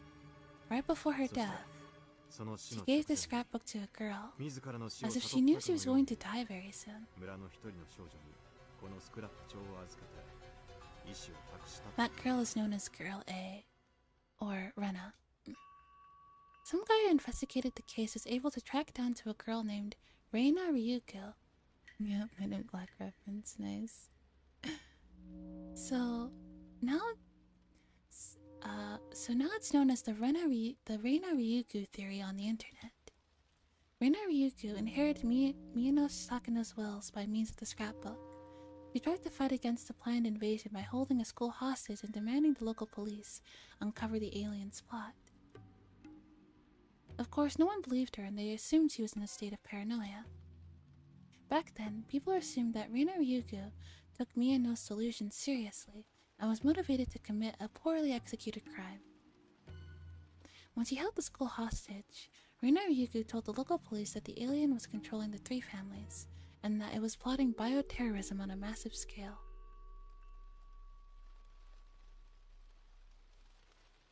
You know, wouldn't Oishi have told Akasaka, hey, by the way, this whole thing is just BS from some creepy local writer who got her jollies off by scaring people? That's crazy. All these aliens have me feeling negative. I need positive affirmations as soon as you can. Don't worry, Cody. Everything's gonna be okay. As long as you keep doing your best, even the aliens can't stop you. I believe in you.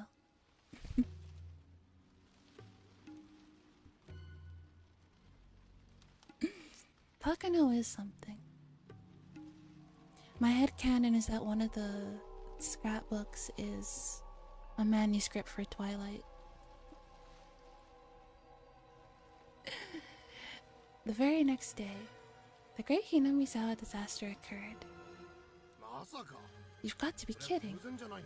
Couldn't that just be a coincidence? I don't know. According to the people who believe it's not just a coincidence, there are many inconsistencies in the SDF's immediate sealing off operation. Filling the swamp with concrete is one example. Probably wrote War of the Worlds too.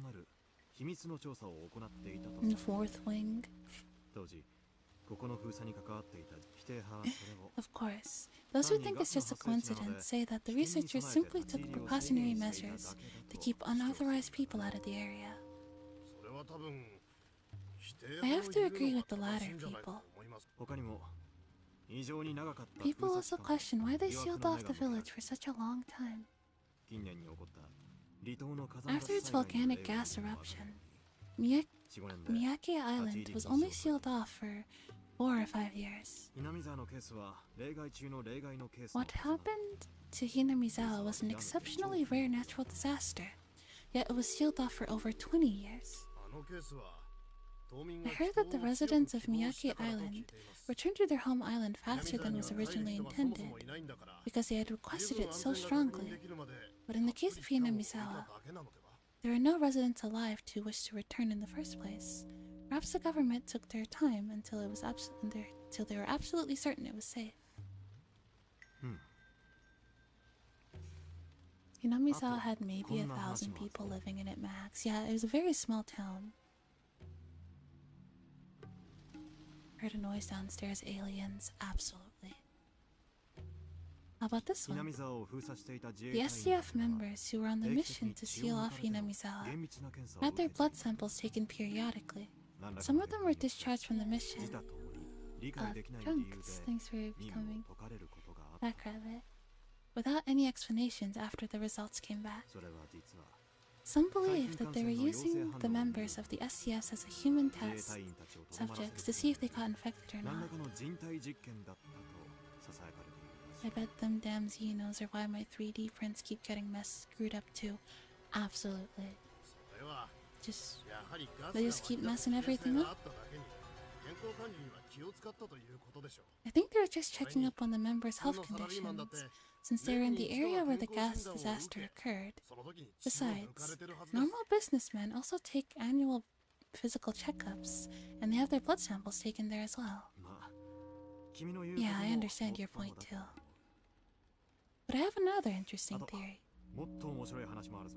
There are people who believe that there was no gas emitted during the so-called Great Hinamizawa disaster. Oh? No volcanic gas? What does that mean? Basically, what they're saying is that there's no volcanic gas, and it was sort of a government cover-up. It's like in the Spielberg movie, you know, one where humans make contact with UFOs. See, that's exactly how maniacs always explain things. What kind of basis do they have to actually say there was no volcanic gas emission? Well, a bunch of those maniacs came to Hinamizawa as soon as the seal was lifted. According to them, the hydrogen sulfide in the volcanic gas could have caused some corrosion to metallic objects and major damage to the wildlife. However, they found no such signs of the disruption, which led them to claim that there was no volcanic gas to begin with. The plot thickens. But this village was abandoned for 20 years. Hinamizawa does got some. At this point, Hinamizawa is basically the Twilight Zone. It's the Japanese Twilight Zone. But the village was abandoned for 20 years. I doubt they could find anything anyway. Well, that's the thing about with the internet. You can't believe everything you read on it. Are you telling me that people are going out of their ways, spreading lies on the internet? My girlfriend is trying to cuddle. Oh wait, that's me.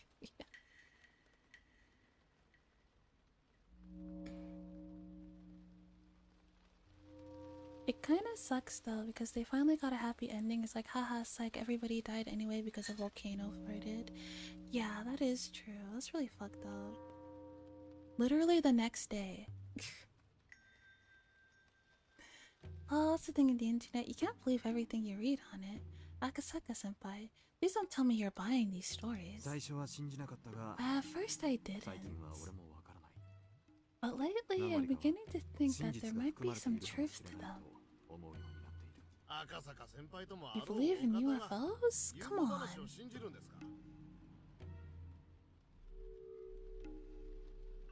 I mean, they did allude to it with the meteor thing, but like they didn't waste any time, huh? Yeah. Well, what if this scrapbook is the real file number 34? Huh? This scrapbook is the one that Rena Ryugu possessed when she took the school hostage on June 25th, 1983.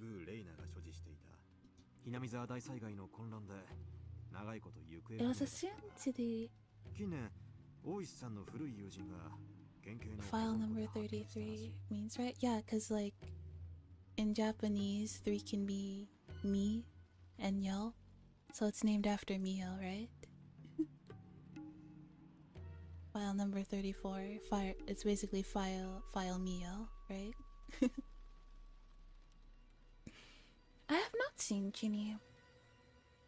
I hope he's doing okay. Yeah, it's literally just file Mio, yeah. I mean, it was her who wrote it, so it's a fitting name. It was assumed to be lost during the confusion of the disaster, but Oishi-san's old friend was able to locate it in an evidence storage at the prefectural office headquarters, police headquarters. Well, wherever he is, I hope he's doing okay. Back then, Oishi thought Rena Ryugu was delusional, but after reading this again after the Great Hinamizawa disaster, some of the contents seemed to hold vital clues. It's not the alien part that he was interested in, but her theory about an endemic disease of parasitic microbes in Hinamizawa, responsible for the curse of Oyashiro-sama. Of course, there's no proof that such microbes existed, so it still remains at a theoretical level. Oishi-san says that the 3 families might have been researching how to bring back the original, deadlier microbe in order to revive the religious devotion the villagers used to have. The Great Hinamizawa disaster could have been an experiment that went wrong. This theory is also based on the theories and myths he found on the internet. The village clinic's chief doctor died mysteriously the night before the Great Hinamizawa disaster. A girl, Rika Furude, was brutally murdered on the night Rena Ryugu took the school hostage. There could have been an underground research lab beneath the clinic, and Dr. Irie could have been forced to do... It's funny because it's like 30 years later, so a lot of it got forgot about and just kind of became lost to legends, yeah. It's like, obviously the people online probably don't even take it that seriously. They probably just think it's something fun to talk about. And Dr. Irie would have been forced to do biological research, but he couldn't live with his own sins and committed suicide. Rika Furude could have been brutally murdered in a sacrifice of some sort of ritual ceremony in the name of Oyashiro-sama's revival. However, their experiment went wrong.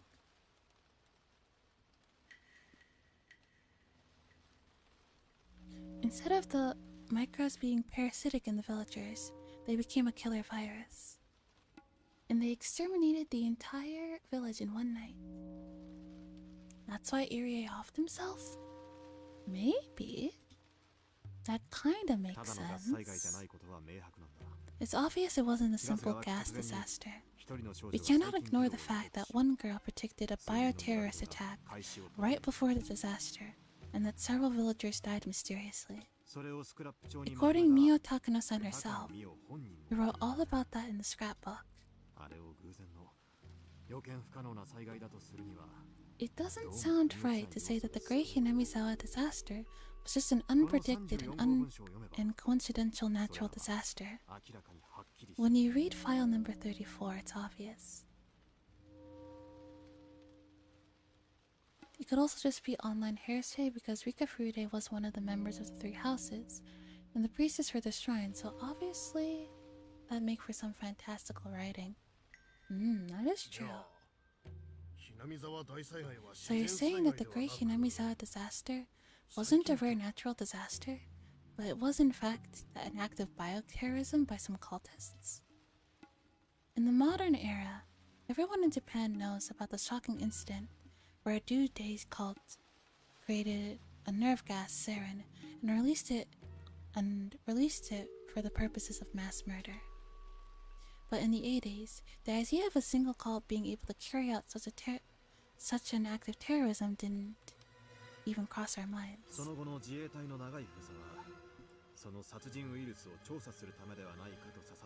The whole town died the day after the hostage incident? Who found Rika? Did they find her after?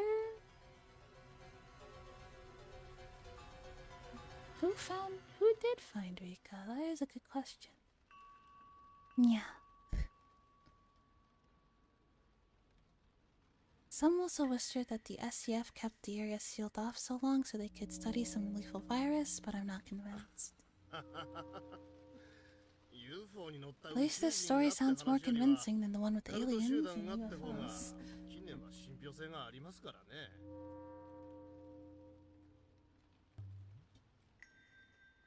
The idea of cultists and domestic terrorism sounds more rational.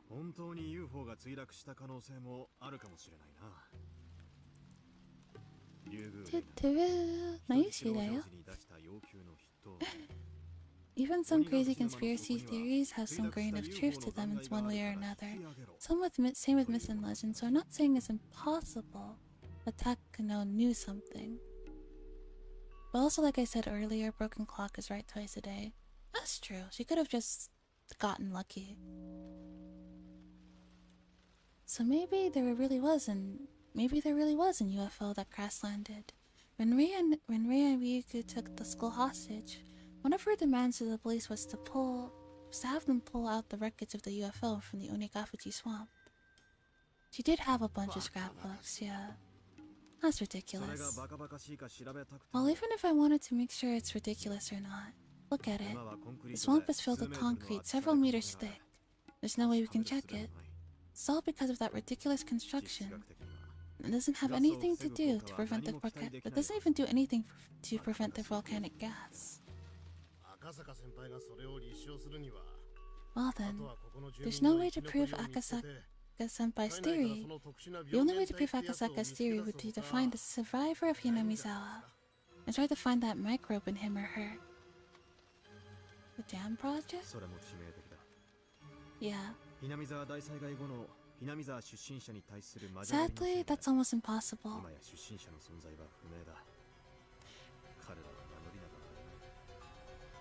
After the Great Hinamizawa disaster... Oh yeah, hydrate. Thank you for that.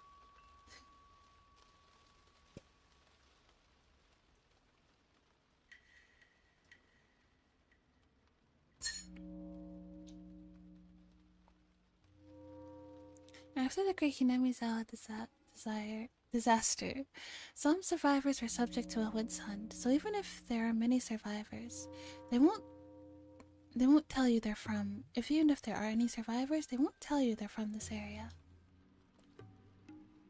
Right after the disaster, some people who were from Hinamizawa started displaying erratic behavior.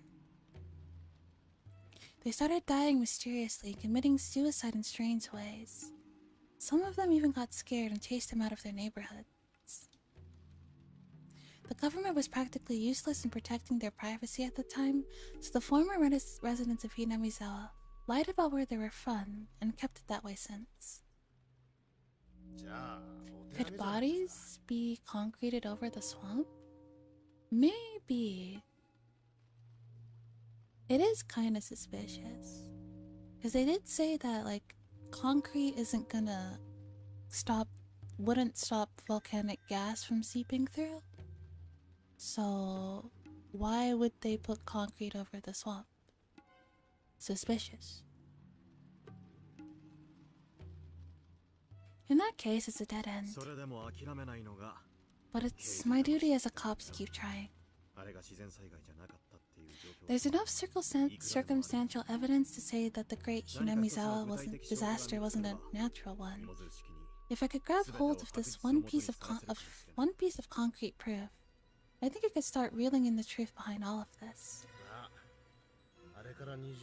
Yeah, but it's been over 20 years. Yeah.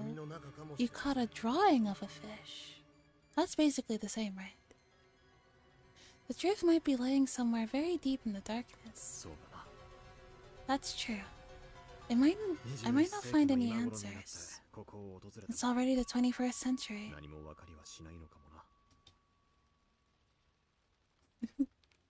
What happened in Hinamizawa in June 1983? The only factual evidence was that Mio Takano mysteriously died and left her scrapbook predicting a bioterrorist attack. A young girl took a school hostage to make people listen to this prediction, but no one took it seriously.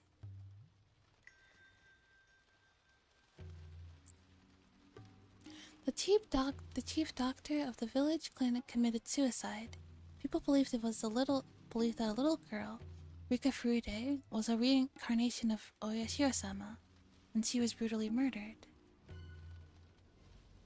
Since the incident happened in the 1980s, yes. 1983 to be exact. What was the truth behind the scrapbook? Was it written to reveal a huge conspiracy? Or was it just a bunch of delusions written by an occult maniac? I mean, some have column A, some have column B. If the contents of the scrapbook were true, the disaster could have been avoided if we had heeded the warnings of one girl.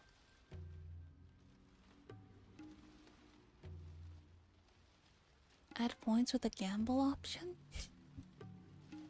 Yeah. If they weren't true, then who created the disaster to follow the scenario of the scrapbook? After the sarin nerve gas incidents, the words mind control came to the spotlight. In contrast to brainwashing, which can easily force a person...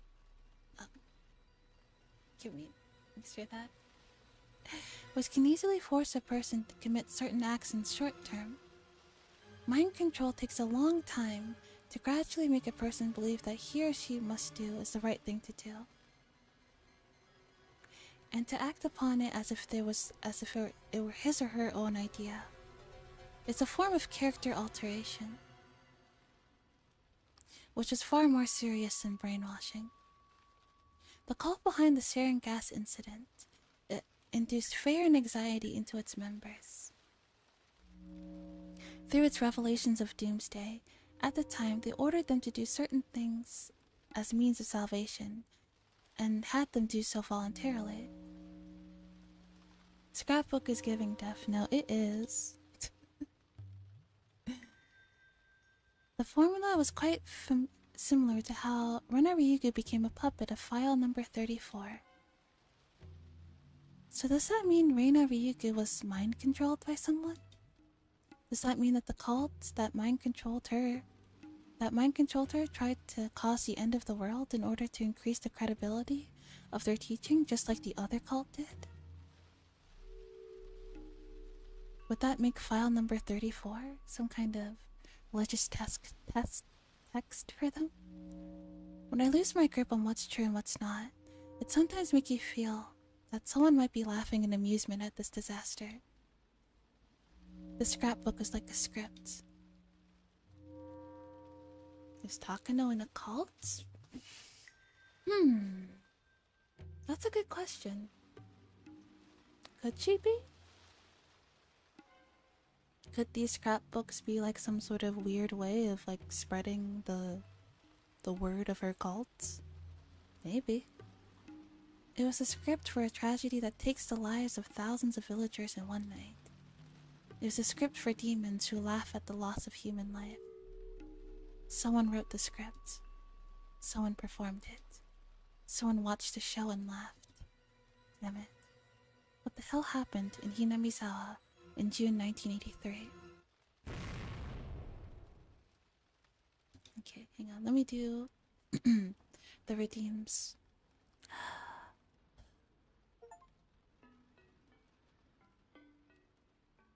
That's a good boy. That. And then we got the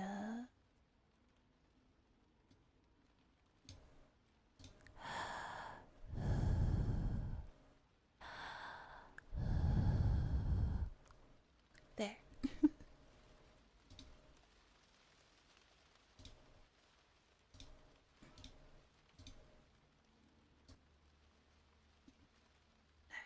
And then we just got the staff room.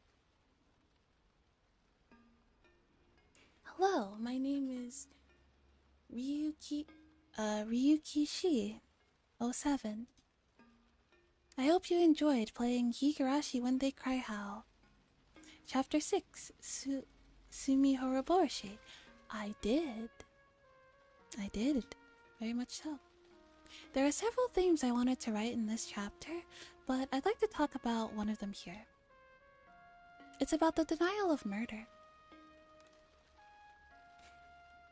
This is something I had to write sooner or later, since this is a novel about serial murders. There are two means that youngsters in particular use these days to solve problems, which are murder and suicide. When we feel stress, we can either get rid of the source of the stress. We can choose to either get rid of the source of the stress or to get away from it.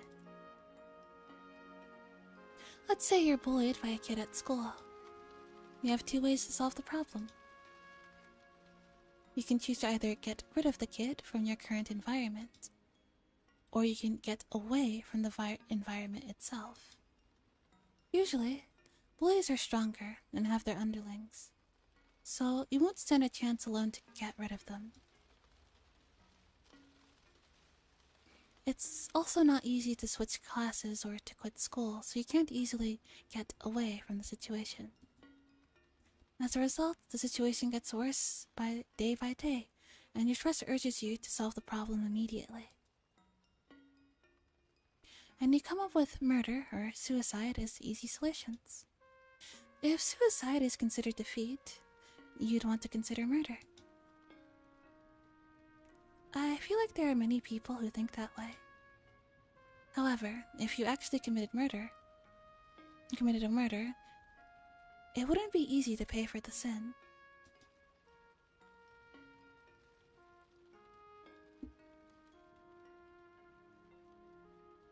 Fun fact about Rena is actually named after Lena from Final Fantasy, but she's occasionally also called Reina because of how Japan handles R's and L's. Oh, I see. I believe murderers know that well too. But you really hate the bully who pushed you to the limit where you have no choice but to kill him. So, with a determination that turns your entire life upside down, you commit murder. But if you have such strong determination, there have to be more ways to take than opting for murder, which should be the last resort. You can talk to your friends. If that doesn't work, you can talk to your family. If that doesn't work, you can talk to your teacher. If that doesn't work, then what? There have to be more ways. If you have the determination to give up on your life by committing murder, there has to be more ways. Our modern era is better than any era before it. There are many hotlines that you can call to talk to someone. Even if you don't have friends or family, there are places you can go to for help. Principal? The Kira treatment. Yeah, maybe. The people who will answer the phones aren't amateurs. They're volunteers, but they're also veterans who have worked as social workers or juvenile counselors for a long time. I can assure you that they have more social experience and passion than your parents do. People who work to help people for free can't be bad people. So, if you feel like you have no choice but to kill the bully or commit suicide, please try to call those hotlines.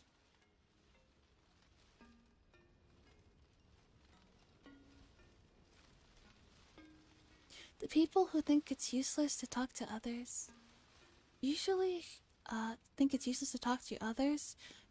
haven't really talked to anyone.